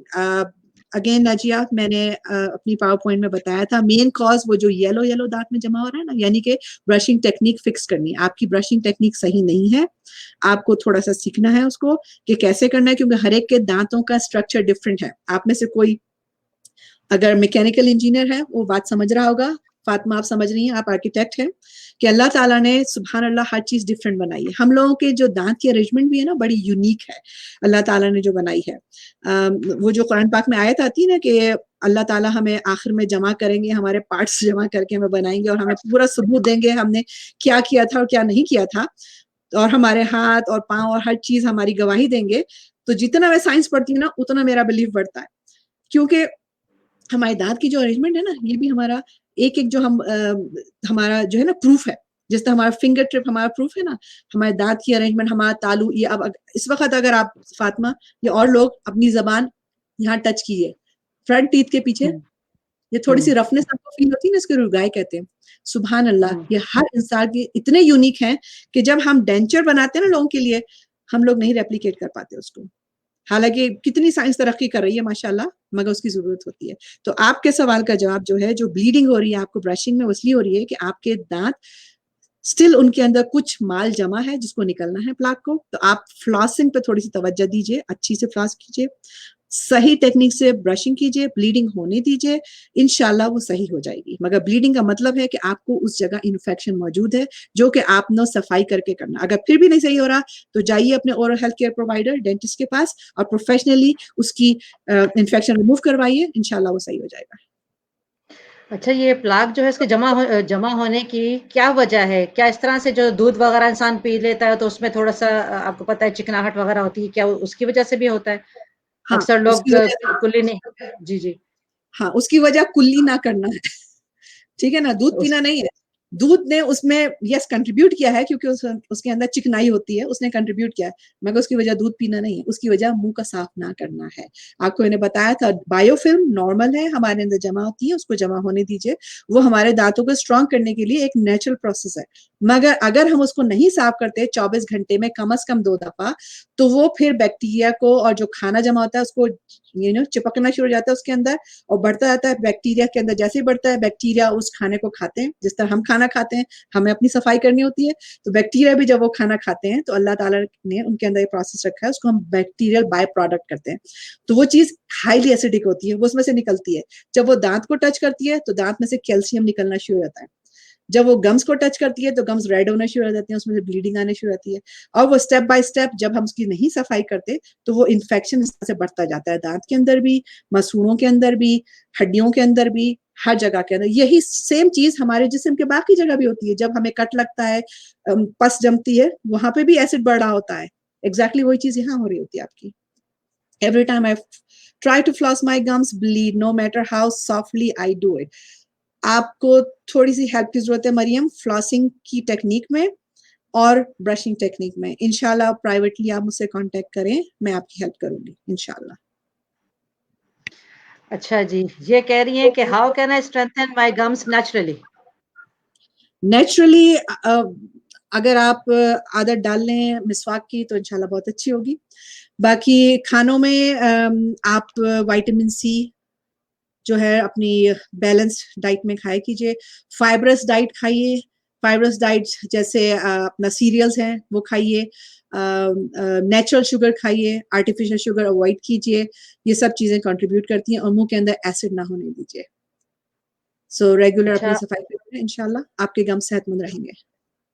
जैसे हम लोग छोटे होते थे, हमारे पेरेंट्स जो हैं वो एप्पल है या गन्ना है, हम लोग तो इन चीज़ों को काटते भी नहीं थे और ऐसे दाँतों से काटते थे। आप नहीं समझती कि जो जो दाँतों के मजबूत होने की वजह ये भी है? जी हाँ, इसलिए कि इसके अंदर कैल्शियम भी मौजूद है और फाइब्रस भी है, दोनों चीजें। ठीक है ना, कैल्शियम आपके दांतों के लिए बहुत अच्छा है, फाइबर आपके दांतों के लिए बहुत अच्छा है, आपकी गम्स के लिए बहुत अच्छा है, तमाम किस्म के विटामिन आपके गम्स के लिए बहुत अच्छे हैं। अगर हम बैलेंस डाइट खा रहे हैं इंशाल्लाह सब चीज रहेगी, प्लस हम अपने हाइजीन का ख्याल रख रहे हैं। तो हम लोग बचपन में जो करते थे बहुत अच्छा करते थे, और अल्हम्दुलिल्लाह वो सब चीजें अब काम आती हैं। ऐसे हम जब जैसे हम बड़े होते जाते हैं ना, वो सब चीजें काम आती हैं अल्हम्दुलिल्लाह। इफ यू रिमेम्बर हमारी दादी जान अल्लाह ताला उनको जन्नतुल फिरदौस आला में जगह दें, माशाल्लाह अल्लाह ताला ने उनको 100 से ज्यादा उम्र दी थी, और माशाल्लाह वो अपने दांतों के साथ इस दुनिया से गई। अक्सर लोग एक चीज और याद रखिए, अक्सर लोग कहते हैं कि हमारे दांत गिरते हैं क्योंकि हम बूढ़े हो जाते हैं। नहीं, किसी के भी दांत बुढ़ापे की वजह से नहीं गिरते। ये मेरा अल्फाज लिख लीजिए कहीं बड़े बड़े, आपके दांत प्रेग्नेंट होने की वजह से नहीं करते, आपके दांत बुढ़ापा होने की वजह से नहीं करते, आपके दांत सफाई ना करने की वजह से करते हैं, क्योंकि आपके जिस्म में एसिड बढ़ता जा रहा है। इसी एसिड की वजह से लोगों के अंदर कैंसर भी होता है। यही एसिड बाकी जिस्म में भी तो बढ़ रहा है ना, सिर्फ यही तो नहीं, वहां पे बढ़ा। मैंने आपको बताया था ना, आपका मुंह अक्स है जो आपके अंदर हो रहा है। तो अगर आपका स्माइल हेल्दी नहीं है, आपके अंदर सब प्रॉब्लम हो रहे हैं, तो आपके जिस्म के बाकी हिस्सों में भी हो रहे हैं। तो जो लोग मुझे कह रहे हैं उनको ब्लीडिंग का इश्यू हो रहा है, यकीनन उनको और भी जिस्म में दर्द का प्रॉब्लम भी हो सकता है, उनके जिस्म में डाइजेशन का प्रॉब्लम भी हो सकता है, एसिडिटी का प्रॉब्लम भी हो सकता है। ये सब चीजें अगर आप थोड़ा सा उनकी हिस्ट्री उनसे बात करेंगी ना, तो आप कहेंगी ओह अच्छा, ये सब चीजें कनेक्टेड है। ठीक है। अच्छा, ये कह रही हैं कि how do I know if I have an infection in my mouth? अगर आपको ब्लीडिंग हो रही है और स्वेलिंग हो रही है, आपके अंदर इन्फेक्शन है। ठीक है। How long does it take for inflamed gums to heal? अगर उसका इन्फेक्शन रिमूव कर दिया है तो इंशाल्लाह आपके एज के लिहाज से कुछ लोगों में 3 से 5 दिन लग जाएंगे। उमूमन मुंह के अंदर का जख्म, अगर उसका जख्म जो है सफाई कर दी जाए, तो उमूमन 5 से 7 दिन में वो सही हो जाता है। अगर कुछ लोगों में ज्यादा टाइम ले रहा है, तो या तो उनका इन्फेक्शन ज्यादा था, या वो उसका केयर नहीं कर रहे हैं। क्योंकि कुछ लोग बोल देते हैं हम बहुत कर रहे हैं। मैं टीचर भी हूं, मैंने आपको बताया मैं हेड ऑफ द डिपार्टमेंट हूँ। मेरे स्टूडेंट्स कभी आएंगे एग्जाम में, खास तौर पे वो जो फेल हो जाते हैं, तो आएंगे और एक खास टर्म है, यहाँ अमेरिका में यंग लोग इस्तेमाल करते हैं, that I killed my but of, और आई यूज माई बट ऑफ, और वट एवर। ठीक है ना, यानी कि मैंने इतना पढ़ा कि मेरा पूरा BUTT जो है वो खराब हो गया। तो मैं उनसे ये कहती हूँ, please don't kill your but of, just relax. Nobody on earth can study whole day normal। मैं भी स्टूडेंट रही हूँ। हम इंसान है, हमारा एक अटेंशन स्पैम है, उससे ज्यादा हम नहीं पढ़ सकते। आधा घंटा 1 घंटा, उसके बाद आप सेल फोन में खेल रहे होंगे, लाला लाला बाबा बाबा इधर उधर घूम रहे होंगे। बस आधा घंटा पढ़े, जब आपका दिमाग काम कर रहा है जाइए खेलिए, वापस आ जाइए, फिर पढ़िए। तो इसी तरीके से मुंह का भी अक्सर लोग कहते हैं मैं तो इतना ब्रश करती हूँ, मैं तो ये करती हूँ, मगर जब मुंह खोलते हैं, आप जब उनको बैठ के मुस्कुरा रही होती हैं, आप कहती हैं नहीं आप ब्रश नहीं कर रही, आप कह रही हैं, आपका दिमाग कह रहा है, क्योंकि आप बिलीव कर रही है उसको। रिमेंबर, हमारा बिलीफ सिस्टम बहुत काम करता है सब चीजों में, क्योंकि हम उसमें बिलीव करने शुरू होते हैं कि नहीं नहीं मैं तो ये कर रही हूँ। नहीं, आप नहीं कर रही हूँ। प्लीज, थोड़ी सी मेरी बात आपको हार्श लग रही होगी, मगर ये मैं खुद भी करती हूँ और आपको भी कह रही हूँ कि हमें अपने दिमाग को बताना है, और अपने दिमाग को, इसको माइंडफुलनेस भी कहते हैं, कि अपने दिमाग को हाजिर दौर में रखना, कुछ लाला लैंड की फीलिंग से निकल के हाजिर दौर में रखना। इसी को जो हम नमाज करते हैं ना, मेडिटेशन, ये भी वही चीज है। अल्लाह ताला के हुक्म से क्यों हमें कहा जाता है नमाज में फोकस करने को, ताकि हमारा दिमाग हाजिर हो जाए उस जगह पर। क्यों कहा जाता है हमें? क्योंकि हमारा दिमाग फिर इधर उधर चला जाता है, पता नहीं कहाँ कहाँ, नमाज के वक्त तो खासतौर पर जा रहा होता है, उसको पकड़ पकड़ के खास लाना तौर से पड़ता है। खास तौर से तो इसी जाता तरह है। ब्रशिंग में भी थोड़ा सा फोकस करें। हम देखें, अल्लाह ताला की अमानत है हमारा जिस्म, हर चीज जो अल्लाह ताला ने हमें दी है ये अल्लाह ताला की अमानत है, इसका हमें जवाब देना पड़ेगा अल्लाह ताला को, ठीक है ना। इसी तरीके से हमारी पूरी हेल्थ भी, हमारा जिस्म हमें इंडिकेशन दे रहा है। अगर आपका जिस्म आपको इंडिकेशन दे रहा है कि ब्लीडिंग हो रही है, स्वेलिंग हो रही है, दर्द हो रहा है, तो इसका मतलब है अल्लाह ताला के हुक्म से आपका जिस्म आपको चीख चीख के बता रहा है कि कुछ करो, कुछ करो, कुछ गलत हो रहा है यहाँ पर, इसको फिक्स करो। वालेकुम अस्सलाम मुनज़्ज़ा। अच्छा, ये कह रही हैं what is the best treatment for periodontal disease? सफाई। सफाई हो गई है, जो बता चुकी हैं अभी खुद आप। खुद भी व्हाट इज़ सफाई द का, बेस्ट पेरियोडोंटल डिजीज एंटीबायोटिक? का मतलब है कि आगे बढ़ चुकी है बात, याद रखिए। जिंजिवाइटिस से शुरू होती है, पेरियोडोंटाइटिस पे जाती है, एक्यूट पेरियोडोंटाइटिस से क्रॉनिक पेरियोडोंटाइटिस। जब क्रॉनिक पेरियोडोंटाइटिस जा रही है, ऑलरेडी आपकी हड्डी जो है इन्फेक्शन ने खानी शुरू कर दी है, प्लीज इस बात को समझ लीजिए। जिंजिवाइटिस से शुरू होती है, फर्स्ट साइन ब्लीडिंग, स्वेलिंग। अगर इसको आपने नहीं रिवर्स किया यहाँ से तो ये बढ़ती जा रही है। आप महसूस नहीं करेंगे, आप मे बी सिर्फ ये महसूस करेंगी कि कुछ हैवीनेस है यहाँ पे, कुछ चबाने में दर्द हो रहा है, कुछ हल्का हल्का डल पेन हो रहा है। आप अपना टाइनॉल खा रही हैं, पैरासिटामोल खा रही हैं, मगर आपको पता नहीं है कि आपका जिस्म अंदर से पूरा खाया जा रहा है, इन्फेक्शन फैलता जा रहा है, और यहाँ से फैल के, मैंने आपको ब्लड वेसल्स और नर्व्स बताई थी, खुदा न खास्ता ये ऑलरेडी आपके दिमाग में जा चुका है, खुदा न खास्ता ऑलरेडी आपके दिल से जिस्म के बाकी जिस हिस्से में फैल चुका है। क्या पता जिस्म का कैंसर आपका आपके दांतों से शुरू हुआ था, क्या पता। तो इसको यही क्यों ना रोक दिया जाए। ठीक और है। सिंपल, आपको अच्छा इतनी हदीस मैंने बता दी, कम से कम 5 हदीस मैंने बताई हैं, और ये आपको मैंने बताया, ये तो सुन्ना है प्रॉफिट्स की, सफाई सफाई सुन्ना। मुंह का खास तौर पर जिक्र किया गया, उसमें दांतों का खास तौर पर जिक्र किया है, because everything starts from here, you know. सिर्फ सिर्फ हेल्थ वाइज नहीं, मैंने आपको बताया कि आप पर्सनैलिटी वाइज भी, जब इंसान अपना मुंह खोलता है ना, बात करता है, तो पता चल जाता है। नहीं कहते हैं कि आपकी नस्लों का पता देता है जब आप बात करते हैं तो जब आप बात तो करते जितना जब आप हैं। मुंह खोलते हैं ना, तो आपकी हेल्थ का पता देता है। Okay, Mariam Saeed, orthodontic. What do you think about overbites? ओवरबाइट का मतलब होता है, ये देखें नीचे के दांत, ये ऊपर के दांत एक दूसरे के ऊपर इस तरह बैठे होते हैं, नॉर्मली इस तरीके से होता है। अगर ये ज्यादा हो रहे हैं, इसको ओवरबाइट कहते हैं। कभी ओवरबाइट इतनी होती है कि नीचे आपके गम्स को छू रही होती है। इसकी बहुत सारी वजूहात हो सकती हैं। ज्यादातर जेनेटिक्स होती है, यानी कि फैमिली में रन कर रहा होता है। उसको ऑर्थोडोंटिक की ट्रीटमेंट की जरूरत होती है। जब आप डॉक्टर के पास जाते हैं, वो थोड़ा सा दांतों को ऊपर नीचे मूव करके, तार लगा के, तो उसको उनकी जगह पे ले आते हैं। तो do they cause any problem in the future? Yes, yes. अगर आपके गम को टच कर रहे हैं तो डेफिनेटली आपकी गम को डैमेज करेंगे। दूसरा ये कि आपको चबाने में प्रॉब्लम हो सकता है, सही से आप चबाना पा रहे हो, जो कि एक चबाने का पावर होता है ना, अल्लाह ताला ने एक खास आर्किटेक्चर बनाया दांतों का, तो वो चबाने का पावर आपका मेस्ड अप हो सकता है। तो मैं हाईली रिकमेंड करूंगी कि अगर और किसी को ओवरबाइट का प्रॉब्लम है, तो वो यकीनी तौर पे जाए डेंटिस्ट के पास, और अगर उसको फिक्सिंग की जरूरत है तो करा ले। अगर इतना ज्यादा नहीं है तो हो सकता है डॉक्टर कहे that's fine, that's the way you are, Allah ताला ने आपको बनाया, अल्हम्दुलिल्लाह, अल्लाह ताला ने हर एक को डिफरेंट बनाया। मगर हाँ, अगर ये आपकी फंक्शन पे अफेक्ट कर रहा है, आपकी सेल्फ एस्टीम पे अफेक्ट कर रहा है, आपकी सोशल लाइफ पे अफेक्ट कर रहा है, तो हाँ, आप जाके ऑर्थोडोंटिस्ट, जो कि स्पेशलिस्ट डेंटिस्ट होते हैं, उनसे फिक्स करा लीजिए। अच्छा, ये पूछ रही हैं can coconut oil regrow gums? Regrow तो नहीं करता, मगर आपके इन्फेक्शन को रोकने में मदद करता है, इसका एविडेंस मौजूद है। हाँ, इसको ऑयल ऑयल पुलिंग कहते हैं, और रिसर्च की जरूरत है। यहाँ अमेरिका में भी लोग इसको प्रैक्टिस करते हैं, ऑर्गेनिक कोकोनट ऑयल को लेके। जिन लोगों को गम प्रॉब्लम है, एक पूरा चम्मच लेके उसको मुंह में डालें, और उसको तकरीबन कहते हैं 15 से 20 मिनट तक उसको मुंह में रख के हिलाते रहिए, ये करते रहिए। तो क्या होता है, जो बैक्टीरिया होते हैं ना, अभी कोविड-19 में सबसे पहली चीज आपने क्या सुनी थी कोविड-19 में? Anybody remembers? सबसे पहली प्रिकॉशन क्या बोलते हैं कोविड-19 में, कि क्या करते रहो बार-बार? क्या कहते हैं? Washing the hands. Washing the hands. Washing hand में क्या होता है, आप रब कर रहे होते हैं, ठीक है ना। तो बैक्टीरिया रब करने से मर जाते हैं। क्या होता है कि उनकी जो वॉल्स होती है ना, वो इस प्रेशर से, इस रेजोनेंस से टूट जाती है। तो अब जब वो आप ऑयल अंदर डालते हैं, ऑयल की एक खास पावर कह लें, स्ट्रेंथ कह लें, जो भी कह लें, आपकी गम्स की एक खास अलग होती है। तो जब आप मुंह में डाल के उसको हिलाती रहती है, एक तो वो रबिंग पावर हो गया। दूसरा जिसको हम ऑस्मोसिस कहते हैं ना, एक जगह से दूसरी जगह दाखिल होना, थोड़ा केमिस्ट्री याद हो कि कम डेंटिस्ट्री, हाई डेंसिटी और लो डेंसिटी का जो होता है ना, इधर से इधर चला जाता है ऑस्मोसिस में, तो वो कहानी होती है। तो जो आप यूं करती है, ऑयल करती है ना, तो वो बैक्टीरियल वॉल एक तो स्विशिंग करने से लूज होनी शुरू होती है, दूसरा वो ऑयल अंदर एंटर होके बैक्टीरिया की वॉल को खोल देता है, बैक्टीरिया मर जाते हैं। तो उस लिहाज से यस, कोकोनट ऑयल गुड है, आप इस्तेमाल कीजिए, उसका एविडेंस मौजूद है, मगर और रिसर्च की जरूरत है। अगर आपके जिस्म पे वो काम करता है, बिल्कुल इस्तेमाल कीजिए, अल्लाह ताला की नेमत है। आप अपना ऑलिव ऑयल यूज कर सकती हैं, वो भी वही काम करेगा, अल्लाह ताला ने ऑलिव में शिफा रखी है।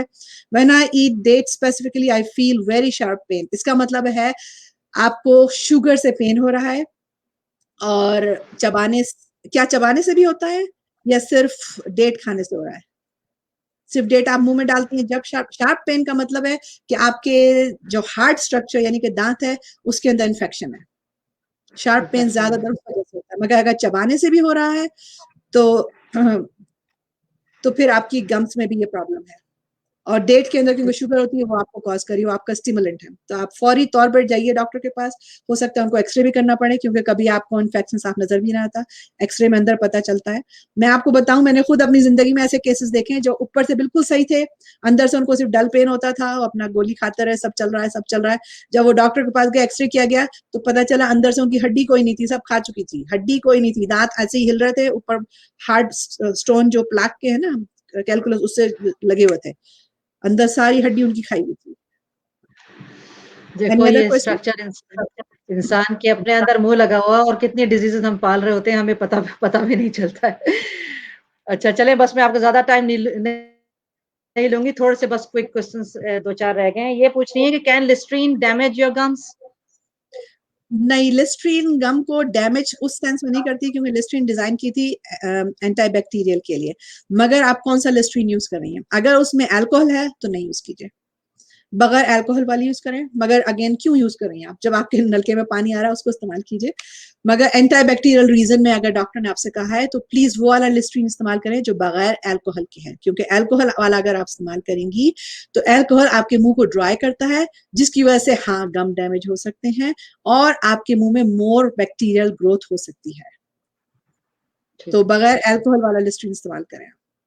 और दूसरा ये कि क्या होता है कि यहाँ खासतौर पर वेस्टर्न, इंशाल्लाह क्योंकि मुझे मालूम है हमारे मुसलमान भी बहुत ज्यादा स्पॉइल्ड हैं, मगर वेस्टर्न वर्ल्ड में क्या होता है कि लिस्ट्रीन जो अल्कोहल वाला लोग इस्तेमाल करते हैं उनके अंदर अल्कोहलिज्म का प्रॉब्लम भी हो जाता है, और कुछ लोग लिस्ट्रीन माउथ वॉश पी भी जाते हैं जिनको अल्कोहलिज्म का प्रॉब्लम होता है। सो हमारे मुसलमान मुल्कों में जो लोग नहीं जाहिर करते कि उनको अल्कोहलिज्म का प्रॉब्लम है, वो अपना बाथरूम से लिस्ट्रीन या कफ सिरप ही पी लेते हैं। हाँ, सही। अच्छा ये पूछ रही हैं कि क्या आप कुछ विटामिन्स रिकमेंड कर सकती हैं स्ट्रेंथन करने के लिए टीथ वगैरह को? मैं सबसे बेहतरीन विटामिन जो रिकमेंड करती हूँ वो फ्रूट्स हैं, नेचुरल फ्रूट। आजकल विटामिन सी आपको अल्लाह ताला के हुक्म से किन्नू आ रहे हैं, खाइए, बिल्कुल खाइए, फाइबर भी उसके अंदर, विटामिन सी भी है उसके अंदर, और उसके बाद किन्नू का छिलका लेकर थोड़ा अपने मुंह पे भी मल लीजिए, अल्लाह ताला के हुक्म से उससे आपकी स्किन भी फ्रेश हो जाएगी। आर्टिफिशियल विटामिन मैं ज्यादातर रिकमेंड नहीं करती अनलेस उसकी कोई जरूरत हो, यानी आपके अंदर वाकई में कोई डेफिशिएंसी चल रही है, तो फिर मैं आपसे कहूंगी नूर विटामिन बाजार में मिलते हैं, ऑर्गेनिक हैं, उसके अंदर नेचुरल हैं, और उसके अंदर कोई जेलेटिन नहीं है, क्योंकि ज्यादातर विटामिन में जेलेटिन होता है जो हम मुसलमान अवॉइड करते हैं। स्पेशली जो वेस्टर्न मुल्कों से जेलेटिन आता है वो एनिमल हड्डियों से बना होता है, और सबसे कॉमन एनिमल आपको पता है वेस्टर्न मुल्कों में सुअर है, सुअर की हड्डी से बना होता है, या कोई और हराम हड्डी डेड एनिमल की बना होता है। तो नूर विटामिन बहुत अच्छे हैं, मैं उनकी मार्केटिंग नहीं कर रही बाय द वे, मैं बेच भी नहीं रही हूँ, तो कोई गलत ना समझे मुझे, मैं इसलिए आपको इसका नाम लिया है क्योंकि वो अवेलेबल हैं और नेचुरल हैं और अल्हम्दुलिल्लाह हलाल सर्टिफाइड हैं। और भी कंपनीज हैं, मेरे जहन में ये नाम आ गया था इसलिए मैंने ले लिया। मिस डॉक्टर, आजकल ये नहीं कहते कि अल्लाह ने आपको कैसे बनाया है वैसे ठीक है, मोस्टली आपको एक्सट्रैक्शन और सर्जिकल प्रोसीजर एडवाइस कर देते हैं। देखिए डॉक्टर, आपकी बात मैं समझती हूँ, डॉक्टर एडवाइस कर देते हैं, एक रीजन उसका ये भी हो सकता है आपको उसकी जरूरत है, और दूसरा रीजन ये भी हो सकता है उनको पैसे चाहिए। हाँ, बहुत सारे डॉक्टर ऐसे भी होते हैं जो अननेसेसरी प्रोसीजर कह देते हैं लोगों को सिर्फ इसलिए कि उनके पैसे बन रहे हैं। उसके लिए मैं शर्मिंदा हूँ, अल्हम्दुलिल्लाह I am not one of those, and I know माशाल्लाह बहुत सारे ऐसे नहीं होते, हाँ कुछ होते हैं ऐसे, सॉरी फॉर दैट। मगर हाँ, मगर अगर डॉक्टर आपको रीजन दे रहा है कि वो आपको क्यों कह रहे हैं ये एक्सट्रैक्शन कर लो, या क्यों कह रहे हैं, extraction is the last option, I am telling you. Extraction इसी तरीके से किसी का हाथ काट देना, किसी का टांग काट देना, किसी को उंगली काट देना, एक्सट्रैक्शन लास्ट ऑप्शन है। अगर डॉक्टर आपको शुरू में एक्सट्रैक्शन कह देता है तो आप उनसे डिस्कस कर सकती हैं, क्यों क्यों मैं नहीं सेव कर सकती। अगर आपका दांत सेव हो सकता है तो सेव कीजिए, क्योंकि natural is always natural, artificial is always artificial. कितनी साइंस तरक्की कर ले, आर्टिफिशियल आर्टिफिशियल ही रहेगा। तो नेचुरल को बचाइए। अगर वो आपको अननेसेसरी सर्जिकल प्रोसीजर आप समझती कह रहे हैं, उनसे डिस्कस कीजिए। अगर आपको लॉजिक नहीं समझ आती, it's your decision, it's your body, nobody can force you. मगर अगर उनकी लॉजिक समझ आती है तो हो सकता है डॉक्टर आपको सही कह रहा हो।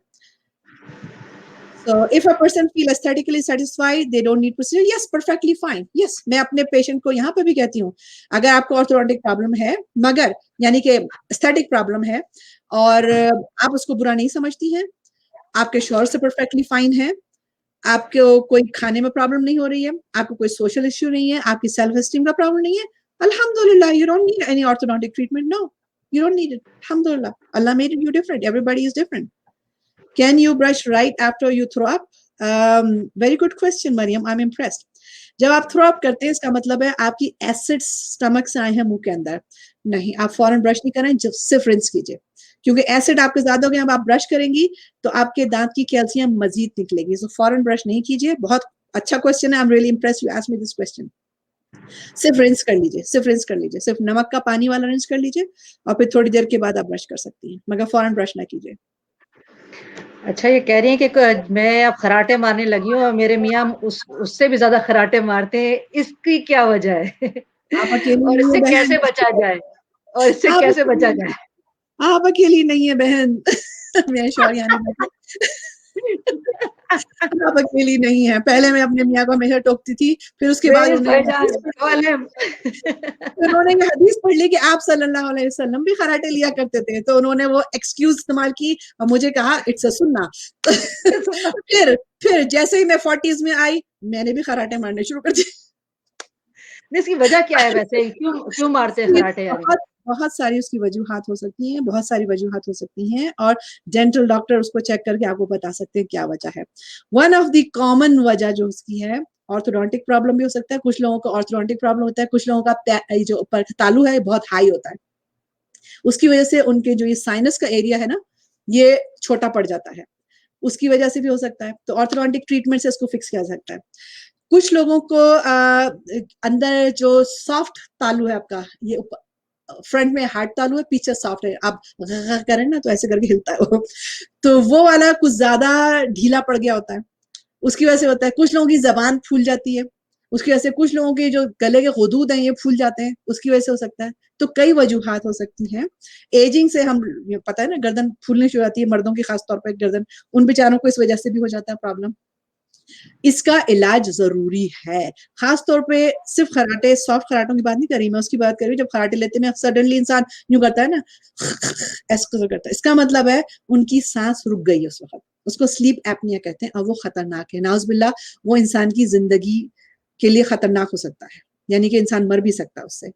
तो उसकी ट्रीटमेंट की जरूरत है, तो उसके लिए बेहतरीन है आप प्लीज डेंटिस्ट को विजिट करें।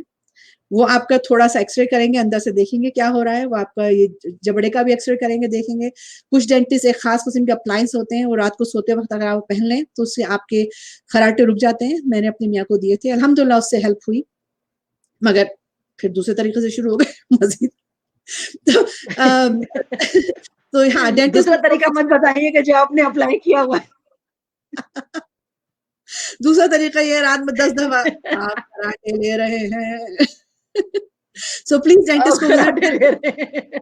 उसका कॉज जो है वो मालूम कीजिए क्या है, तो इंशाल्लाह उसको फिक्स किया जा सकता है। कुछ ऑर्थोटिक्स अप्लायंसेस से भी फिक्स किया जा सकता है, कभी सर्जरी से भी फिक्स किया जा सकता है। जज़ाकल्लाह खैर, वायकुम आलिया, may Allah reward you for this thing, you are most welcome. इंशाल्लाह आप लोगों को मेरा फेसबुक पेज मालूम है, उधर से आप मुझे कांटेक्ट कर सकती हैं, एनी मैसेज आप मुझे दे सकती हैं, no problem.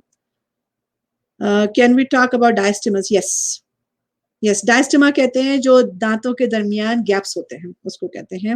What age should the parent feel concern and think about treatment for the children? अगर तमाम दांत दूध के हैं और उसमें नेचुरल स्पेसिंग डायस्टेमास नहीं है, तो आप अपने गुल्लक में पैसे जमा शुरू कर दें क्योंकि ये ऑर्थोडोंटिक प्रॉब्लम बनेगा बाद में। नेचुरली दूध के दांतों के अंदर स्पेसिंग होनी चाहिए, ये अल्लाह ताला की तरफ से है, ये बच्चों की नेचुरल ओरल हाइजीन है, क्योंकि वो इस वक्त बात करना सीख रहे हैं, उनके स्ट्रक्चर जॉज ग्रो कर रहे हैं, हर चीज दांतों के साथ अल्लाह ताला के हुक्म से हर चीज ग्रो कर रही है, तो ये नेचुरली उनके दांतों में स्पेस होनी चाहिए, डायस्टमस होने चाहिए। मगर अगर एडल्ट दांतों में डायस्टमस हैं तो उसका रीजन क्या है वो डॉक्टर को दिखाया जा सकता है। कभी कभी आपकी ये फ्रीनम जिसको कहते हैं ना, ये जो यहाँ पे थोड़ा सा है, ये अगर बहुत टाइट है यहाँ पर तो उसकी वजह से भी डायस्टमा होते हैं, उसकी छोटी सी सर्जरी होती है। कभी यहाँ जबान में तालू से जो जबान जुड़ी होती है उसकी वजह से डायस्टमा होते हैं, उसकी भी सर्जरी की जरूरत होती है। कभी आपका दांत अंदर फंसा हुआ है, हड्डी में बाहर नहीं निकल रहा, उसकी वजह से भी डायस्टमास हो सकते हैं। मगर मरियम सईद, अगर आपका क्वेश्चन बच्चों के यानी कि जब बेबी टीथ मौजूद हैं उसमें डायस्टमा है तो अल्हम्दुलिल्लाह that's good, we need them. अगर डायस्टमा नहीं है, बच्चों के दांत बहुत ही क्लोज एक दूसरे से जुड़े हुए हैं, then we need to be concern कि ये ऑर्थोडोंटिक प्रॉब्लम बाद में बन जाएगा। वालेकुम अच्छा, अस्सलाम। सुना होगा कुछ लोग तो बकायदा गैप करवाते हैं दांतों के बीच में कि ये खूबसूरती की कल्चरली निशानी भी हाँ, है। अफ्रीकन कल्चर्स में खासतौर पे, कुछ अरब कल्चर्स में मैंने देखा है कि वो जानबूझ के कराते हैं। क्यों? क्योंकि सुना है हमने कि आप सल्लल्लाहु अलैहि वसल्लम के दांतों के दरमियान गैप आप मौजूद था, सल्लल्लाहु तो वो गैप मौजूद के था। सुनना, अगर उनकी नीयत अच्छी है, उनका दिल पाक है, may Allah accept it from them. मगर असल सुनना जो है, आप जो है वो अमल पे आती है। इंसान अमल करे, आप सल्लल्लाहु अलैहि वसल्लम ने हमें बताए थे अपनी जिंदगी में प्रैक्टिस करके, हमें वो अमल करने हैं। अगर उसके आगे लोग समझते हैं कि मैंने दाढ़ी सर्टन तरीके से रखनी है, मैंने टोपी सर्टन तरीके से बांधनी है, सर्टन कपड़े पहनने हैं, उनकी नीयत अल्लाह ताला जानते हैं, उनकी नीयत साफ है, अल्लाह ताला कबूल करे उनकी नीयत। What I have a gap between my teeth, between your front teeth. अगर नेचुरल गैप है आपके फ्रंट टीथ पे, if there's any reason for it, we can find out. And if it's just the way you are, then alhamdulillah, be happy. It's the sunnah. If you want to get it fixed, क्योंकि अक्सर खवातीन को यहाँ waste में तो खवातीन पसंद नहीं करती गैप, उनको स्ट्रेट दांत चाहिए होते हैं। That's fine. ऑर्थोडोंटिक ट्रीटमेंट से उसको फिक्स किया जा सकता है।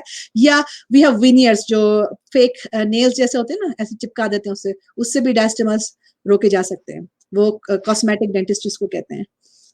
My nephew has it and your भाभी is concerned. अगर आपका नेफ्यू के तमाम दांत दूध के दांत हैं और उसमें डायस्टमस हैं, then don't worry about that. मगर अगर उसके एडल्ट दांत हैं, डायस्टमस हैं, फिर उसको डॉक्टर को दिखा लीजिए।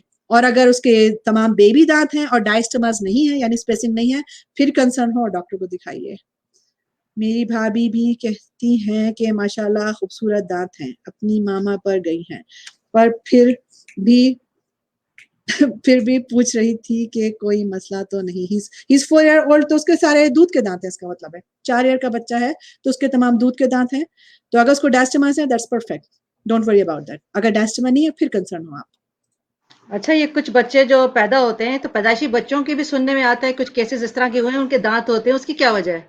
न्यूनेटल उनको टीथ उसको निकालना कहते चाहिए? हैं। हाँ जी, निकालना चाहिए, मैंने खुद निकाले। क्योंकि वो बेचारी अच्छा। जो ब्रेस्ट फीड करती है उनके लिए जो होती है जिंदगी में, आप खुद समझ सकती हैं क्या होता है, तो उसको निकाल दिया जाता है विद इन फ्यू वीक्स, बच्चे की पैदाइश के कुछ हफ्ते में उसको निकाल दिया जाता है। वो असल में दांत नहीं होते हैं, वो डेंटिकल्स होते हैं। कुछ बच्चों के खासतौर पर यहाँ नीचे 1 या 2, कुछ लोगों के 4 भी, ज्यादातर 1 या 2 निकले होते हैं। वो पूरे दांत नहीं होते, वो कैल्शियम के छोटे-छोटे मासेस होते हैं। ज्यादा कैल्शियम लेने की वजह से होते हैं? ये अल्लाह आलम, उसकी कोई रिसर्च से कोई प्रूफ मौजूद नहीं है अभी तक। बहुत रिसर्च होती है, मगर अल्लाह आलम क्या उसकी एग्जैक्ट वजह है। चले हम इसको रैप करते हैं कॉल को। बस ये 2 सवाल और रह गए कि ये पूछ रही है कि रूट कैनाल और जो डेंचर बनाया जाता है पाकिस्तान में, इसके एक अप्रॉक्सीमेट आप चार्जेस बता सकती हैं? बहुत सारी चीजें चेंज हो गई हैं पाकिस्तान में। जहां तक मुझे पता चलता है, रूट कैनाल पाकिस्तान में एवरेज 15,000 रुपए मुझे बताए गए थे। मगर रूट कैनाल एक पूरा सर्जिकल प्रोसीजर है, आपके पूरे अंदर जड़ों में जाके वो पूरा इन्फेक्शन सफाई करके, फिर उसके अंदर बैंडेज करके, फिर उसको सील करते हैं, फिर एक क्राउन भी ऊपर से लगाते हैं। तो सिर्फ रूट कैनाल 15,000, ऊपर से क्राउन मजीद 10,000 या उससे ज्यादा का हो सकता है। मैं आपको अप्रोक्सीमेट बता रही हूँ, मगर मैं पाकिस्तान में फिल वक्त प्रैक्टिस नहीं कर रही, तो मैं आपको सही जवाब नहीं दे सकती। डेंचर भी मैं समझती हूँ अराउंड इसी तरह 20-25 हजार का डेंचर होना चाहिए। My front teeth are getting transparent from bottom. Nabiha, अगर वो ट्रांसपेरेंट होते जा रहे हैं बॉटम से, आपका मतलब है पीछे, राइट? दांत सामने नहीं बल्कि पीछे से ट्रांसपेरेंट होते जा रहे हैं। आप अपना थूक का टेस्ट कराइए, अगर आपका थूक बहुत ज्यादा एसिडिक है तो मैं बहुत कंसर्न होंगी कि आपको या तो रिगर्जिटेशन का प्रॉब्लम है, या आप बहुत ज्यादा स्ट्रेस में रहती हैं, या आप कुछ ऐसे खाने बहुत ज्यादा खा रही हैं जिसमें एसिड बहुत है। खासतौर पे लेमन कुछ खवातीन को आदत होती है, स्पेशली प्रेगनेंसी के दौरान हर वक्त लेमन मुंह के अंदर उनके लगा होता है, तो उस वजह से हो सकता है। अगर आप मुझे एक अच्छी सी तस्वीर प्राइवेटली भेज दें अपने दांतों खींच के, तो मैं आपको शायद ज्यादा बता सकती हूँ। और अच्छा जी। पहले से भी हो सकते हैं, अगर पहले से ये हैं तो हो सकता है आप ऐसे ही हो। अगर बाद में हुए हैं तो मैं कंसर्न होंगी, इसको आपको फौरन दिखा लेना चाहिए, इसको फिक्स करा लेना चाहिए, क्या वजह है इसकी। बस आखिर में अब आप ये बता दीजिए कि अगर कोई बच्चियां हैं या बच्चे हैं वो इस प्रोफेशन की तरफ चाहते हैं, तो उनको क्या सब्जेक्ट्स लेने हैं, कौन सी क्लास से ही इनको शुरू करना होगा डेंटिस्ट्री के लिए? और दूसरा ये कि अगर बाहर जाके वो प्रैक्टिस करते हैं यूएसए वगैरह में, किस चीज़ का उनको के एलिजिबल होते हैं, किस चीज़ का उनको एग्ज़ाम देना होगा? और तीसरा सवाल, आखिरी सवाल ये कि आप क्या समझती हैं कि लड़कियों के लिए ये कैसा प्रोफ़ेशन है? क्योंकि अक्सर हम अपने माशरे में इस तरह की बातें बहुत सारे प्रोफ़ेशंस को हमने लेबल भी कर दिया है कि ये अच्छे नहीं है, अगर औरतें हैं आदमियों के मुँह में हाथ डाल के बैठी हुई हैं, तो कुछ इस तरह की बातें आपके भी सुनने में अक्सर आती होंगी। तो मैं थोड़ा-सा बस ये लास्ट मेरे 2-3 सवाल है जिसका आप जवाब दे दें तो फिर हम आपको फ़ारिग करते हैं इंशाअल्लाह ताला। आपका आज बहुत ज़्यादा टाइम ले लिया है। सबसे पहले मैं आपका आखिरी सवाल का जवाब देती हूँ कि जो लोग कहते हैं कि ये प्रोफेशन खवातीन के लिए अच्छा नहीं है, मैं आपको पर्सनल तजुर्बे से बता दूं, dentistry is best for women. आदमियों के लिए भी बहुत अच्छा है, औरतों के लिए बहुत अच्छा है, ठीक है ना। मैं एक औरत हूँ, मैं एक बीवी हूँ, मैं एक माँ हूँ, मैं एक बेटी हूँ। अल्हम्दुलिल्लाह हर लिहाज से प्रोफेशन बहुत अच्छा रहा है मेरे लिए, क्योंकि मुझे रात के बीच में किसी ने फोन नहीं किया, और मैं हफ्ते में बहुत सारी खवातीन सिर्फ 3 से 4 दिन भी काम करती हैं, और अल्हम्दुलिल्लाह बहुत सारे मेडिकल डॉक्टर से बहुत अच्छा चेक कमाती हैं। यहाँ पे टॉप टॉप जो हाईएस्ट 3 होते हैं ना पैसा कमाने वाले प्रोफेशन अमेरिका में, उसमें डेंटिस्ट्री आता है, आपको बता दूं, ठीक है ना। और पाकिस्तान में भी जब मैं ग्रेजुएट हुई थी तो मैं ऑलरेडी बहुत ज्यादा कमा रही थी, जो मेरे मेडिकल जो प्रोफेशन से ग्रेजुएट हुए थे उसके लिहाज से, ठीक है। तो उस लिहाज से खवातीन के लिए बहुत अच्छा प्रोफेशन है। बाकी मुंह में दांत डालने वाली जहां तक बात है, ओहो! वही लोग जो ये बात करते हैं, जब वो डॉक्टर के पास जाते हैं तो फिर वही फीमेल डॉक्टर को ढूंढ रहे होते हैं, वही लोग ढूंढ रहे होते हैं अपनी बीवी के लिए, अपनी बेटी के लिए, अपनी माँ के लिए फीमेल डॉक्टर को, क्योंकि वो फीमेल ही से करवाना चाहते हैं काम। तो भाई फीमेल आसमान से तो अल्लाह ताला नहीं वो उड़ती हुई आएंगी नीचे आपको काम करेंगी, उनको ये इस नेट राउट से गुजरना पड़ेगा बीच ना। में क्यों इस तरह से करने लगे? आपका थोड़ा-सा नेट का इश्यू हो रहा है, अब पता नहीं बाकी लोगों को मेरी तरफ से भी लग रहा है नेट इश्यू कि नहीं, क्योंकि मेरा यहाँ तो सही लग रहा है।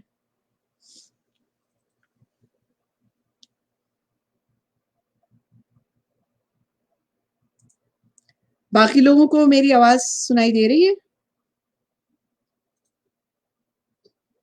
प्लीज़ चैट बॉक्स में लिख दीजिए।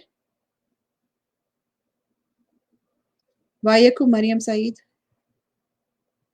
अच्छा मेरा ठीक है अल्हम्दुलिल्लाह। हाँ, वही फातिमा का थोड़ा-सा इश्यू हो रहा था। तो anyways till Fatima comes back, पहला जवाब आपको दे दिया मैंने कि जब तक फीमेल खुद डॉक्टर नहीं बनेंगी तो फीमेल डॉक्टर कहाँ से आएंगी, आसमान से उड़ती भी तो नहीं आएंगी ना बहन, उनको ये इससे गुजरना पड़ेगा। दूसरा ये कि उन लोगों को चाहिए थोड़ा सा इस्लामिक हिस्ट्री को पढ़ ले कि आप सल्लल्लाहु अलैहि वसल्लम के ज़माने में क्या ख़वातीन नहीं जाती थी और ट्रीटमेंट नहीं किया करती थी। उनको ये मालूम करना चाहिए वो कहाँ से ट्रीटमेंट करती, क्या उन्होंने किसी से नहीं सीखा था, क्या उन्होंने कोई एजुकेशन उस ज़माने के तौर तरीके के मुताबिक नहीं हासिल की थी, क्या आप सल्लल्लाहु अलैहि वसल्लम इजाज़त नहीं देते थे, क्या जंगों में ख़वातीन नहीं शामिल होती थी, क्या ख़वातीन गाड़ियाँ घोड़े नहीं, मतलब उस ज़माने में घोड़े खच्चर जो भी आप कह लें नहीं चढ़ाती थी। उस ज़माने का घोड़ा आजकल की आपकी गाड़ी का कुछ भी नाम ले लें वो नहीं है। तो ये तो अननेसेसरी बहस है उन लोगों की जिनको इल्म की कमी है। अगर वो थोड़ा-सा इल्म खुद अपने दीन के बारे में ले लें, बहुत सारे मसले हल हो जाएँगे। दूसरी चीज़ अब पढ़ना क्या चाहिए, तो जो लोग मेडिकल डॉक्टर बनना चाहते हैं एग्ज़ैक्टली वही प्रीरेक्विज़िट्स हैं, वही क्लासेस हैं जो डेंटल डॉक्टर को चाहिए होती हैं, क्योंकि एग्ज़ैक्टली सेम है। पाकिस्तान, इंडिया, बांग्लादेश वगैरह में इंटरमीडिएट में यानी 11वीं और 12वीं जमात में यानी कि आप मिडिल स्कूल से ही साइंस सब्जेक्ट लेना शुरू कर देते हैं। फिर जब आप 11वीं 12वीं जमात में आते हैं तो आप biology, chemistry, physics, math, high level का कॉलेज अलजेब्रा क्लास लेना शुरू कर देते हैं। फिर आप एडमिशन टेस्ट देते हैं, फिर आप मेडिकल या डेंटल स्कूल में चले जाते हैं। पाकिस्तान में डेंटल स्कूल 4 साल का है, मेडिकल स्कूल 5 साल का है, फिर उसके बाद 1 साल का हाउस ऑफ 2 जगह होता है। यहाँ पर अमेरिका में आपके पास बैचलर्स डिग्री होती है, यानी कि हाई स्कूल के बाद आप असल में प्री रिक्विजिट क्लासेस लेते हैं। तो अल्हम्दुलिल्लाह कि पाकिस्तान में जो मैंने पैरेलल बैचलर डिग्री की थी अपनी बीडीएस के साथ, वो मेरी बड़ी काम आई, क्योंकि उस वक्त कुछ लोगों ने कहा भी था कि क्यों कर रही हो, और मुझे याद है कितनी तकलीफ से, आई don't know if you remember, कि कई दफा मैं रोई भी थी कि या अल्लाह मैंने क्या अपने गले में डाल लिया है। मगर अल्हम्दुलिल्लाह अल्लाह के एहसान से मेरा बीडीएस भी सिल्वर मेडल के साथ हुआ था, और मेरा बीएससी डिग्री में भी मैंने डिस्टिंक्शन लिया था, अल्हम्दुलिल्लाह हाईएस्ट स्कोर थी बोटेनिकल साइंसेस में। तो कहने का मकसद ये है कि यहाँ पर एजुकेशन सिस्टम डिफरेंट है वेस्ट में अपना एशियन सिस्टम से। तो यहाँ पे आपको हाई स्कूल के बाद यानी 12वीं जमात के बाद तकरीबन 3 से 4 साल के प्री रिक्विजिट्स लेने पड़ते हैं, जो कि हम पाकिस्तान में ऑलरेडी 11वीं 12वीं जमात में ले लेते हैं वो लोग। यहाँ पे और थोड़े से ज्यादा, ऑफ कोर्स ये लोग सोशियोलॉजी, साइकोलॉजी जो हम लोग पाकिस्तान, इंडिया में नहीं लेते एशियन कंट्रीज में, तो वो लेने के बाद फिर एडमिशन टेस्ट होता है। फिर यहाँ पर वेस्ट में खासतौर पर अमेरिका में डीडीएस और एमडी यानी कि एमबीबीएस जिसको पाकिस्तान में कहते हैं और बीडीएस जिसको पाकिस्तान में कहते हैं, दोनों 4 साल की हैं, एग्जैक्टली सेम 4 साल। उसके बाद यहाँ पे रेजिडेंसी और स्पेशलाइजेशन जो आपको करनी होती है, और ज्यादातर इन सब पोजीशन में हायर स्कोरर ही जाते हैं। आपके पास कम से कम ए ग्रेड तो पाकिस्तान में होना ही होना चाहिए, क्योंकि जिस जमाने में मैंने दाखिले लिए तो उस जमाने में लड़कियों की सीट्स कट रही थी। I don't know if you remember, हर साल वो 20% लड़कियों की सीट काट रहे थे। जब मेरा एलएमसी में दाखिला हुआ था तो कराची से सिर्फ 3 लड़कियों की सीट होती थी और 6 लड़कों की सीट होती थी। It used to be very competitive, और राइट आफ्टर मी लड़कियों ने बहुत प्रोटेस्ट किया था, तो उन्होंने फिर लड़कियों की सीट्स खोल दी, तो फिर इवन 76% वाली मेडिकल स्कूल में चली गई थी। हमारे जमाने में तो आप सोच भी नहीं सकते थे। बहुत शुक्रिया डॉक्टर आमना, आज आपका जो सेशन था उससे इतना कुछ मुझे खुद सीखने को मिला है, और मैं समझ रही हूँ कि सबने बहुत एंजॉय किया है, बहुत सीखा है इंशाल्लाह ताला। इसी वजह से जो आज हमारा घंटे का सेशन था वो हम थोड़ा सा मुझे प्रोलॉन्ग करना पड़ा, क्योंकि मेरे पास आप देखें मुसलसल सवालात आ रहे थे और कह रहे थे इनको जाने मत दीजिएगा। तो आई एम सो सॉरी, आपको मुझे 1.5 घंटे बिठाना पड़ा। आप यकीन नहीं करेंगी, ये देखिए मेरे पास ये सवालों की भरमार हुई है, इसलिए मैंने थोड़ा सा आपका आज ज़्यादा टाइम भी ले लिया। I will be happy to answer those questions. आप मुझे चैट में भेज देना इंशाल्लाह, या टेक्स्ट में। और बाकी लोग भी please feel free, mouth is a doorway मेरा फेसबुक पेज है, उधर से आप मुझे प्राइवेटली क्वेश्चंस भेज सकते हैं, नो प्रॉब्लम इंशाल्लाह।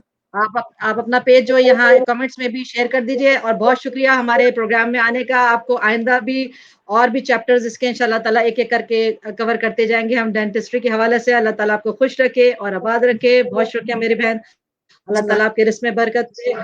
हमें भी दुआ में याद रखिए। जज़ाकल्लाह खैर। इंशाल्लाह अस्सलाम सबके लिए, वालेकुम। जो भी सब यहाँ आए, आज जुमे का दिन है, प्लीज खास दुआ में याद रखिए, मुझे भी, आपके लिए भी। अल्लाह ताला हम सबको जिस तरह आज यहाँ गैदर किया है, सब सुनने वाले सपोर्टर्स, ऑर्गेनाइजर, खासतौर पर Fatima, may Allah reward her for all the best her children, may Allah bless her, soothness of her eyes through her children इंशाल्लाह फॉर ऑल ऑफ अस।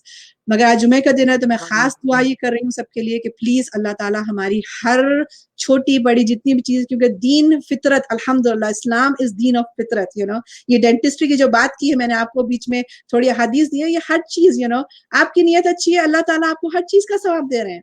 तो आज जुमा है, प्लीज अच्छी अच्छी दुआ कीजिए खूब सारी, मेरे लिए, अपने लिए, हम सब के लिए, और इंशाल्लाह अल्लाह ताला हम सबको जन्नतुल फिरदौसुल आला में भी साथ मिलाए, खुशी खुशी हम लोग ऐसी बैठ के अच्छी अच्छी बातें करें इंशाल्लाह। जज़ाकल्लाह खैर। आमीन सुभान। बहुत शुक्रिया आने का। जज़ाकल्लाह खैर to you. May Allah bless you. अस्सलाम वालेकुम। आमीन। वालेकुम अस्सलाम व रहमतुल्लाहि व बरकातहू। हाँ जी जनाब, आज हमारे साथ डॉक्टर आमना नैयर थी, जो कि बीएससी, बीटीएस, जीपीआर और डीडीएस हैं जनाब। और मैं समझती हूँ कि जो ये साल टॉक शो का जो मकसद है वो मैं समझती हूँ कि आज हमने उसको अचीव भी किया है। और मैं समझती हूँ कि जो इस प्रोग्राम का मकसद है कि हर प्रोग्राम में उन लोगों को लाया जाए जिनके ज़रिए हम जो भी जिस किस्म की सोशल अवेयरनेस ला सकते हैं वो लाने की मैं पूरी कोशिश कर रही हूँ। इसी तरीके से आप लोगों का साथ रहा इंशाल्लाह ताला अगले प्रोग्राम्स में भी इस तरह के लोगों को मैं लाती रहूँगी, और इंशाल्लाह ताला हम ये एक खैर का सिलसिला जारी रखेंगे जनाब। अगर आप भी समझते हैं कि आप मेरे टॉक शो का हिस्सा बनना चाहते हैं, तो मुझे इनबॉक्स कीजिए। अगर आपके पास कोई इस तरह की एक्सपर्टीज़ है या माशरे के अंदर कोई पॉजिटिव चेंज लाना चाहते हैं, तो आप मुझे इनबॉक्स कीजिए। साल टॉक शो क्या है, किन पैरामीटर्स पे और किन टारगेट्स के ऊपर वो काम करता है, हमारा ग्रुप आप ज्वाइन कीजिए SARLC के नाम से। हमारा सैयदात का यूट्यूब चैनल आप लाइक और सब्सक्राइब कीजिए जनाब, जो इब्राहिम कुरैशी के नाम से है। और नेक्स्ट वीकेंड में नए गेस्ट स्पीकर के साथ, नए टॉपिक के साथ मैं फिर हाज़िर ख़िदमत होंगी इंशाअल्लाह ताला। जब तक के लिए इजाज़त दीजिए। अस्सलाम वालेकुम व रहमतुल्लाहि व बरकातहू।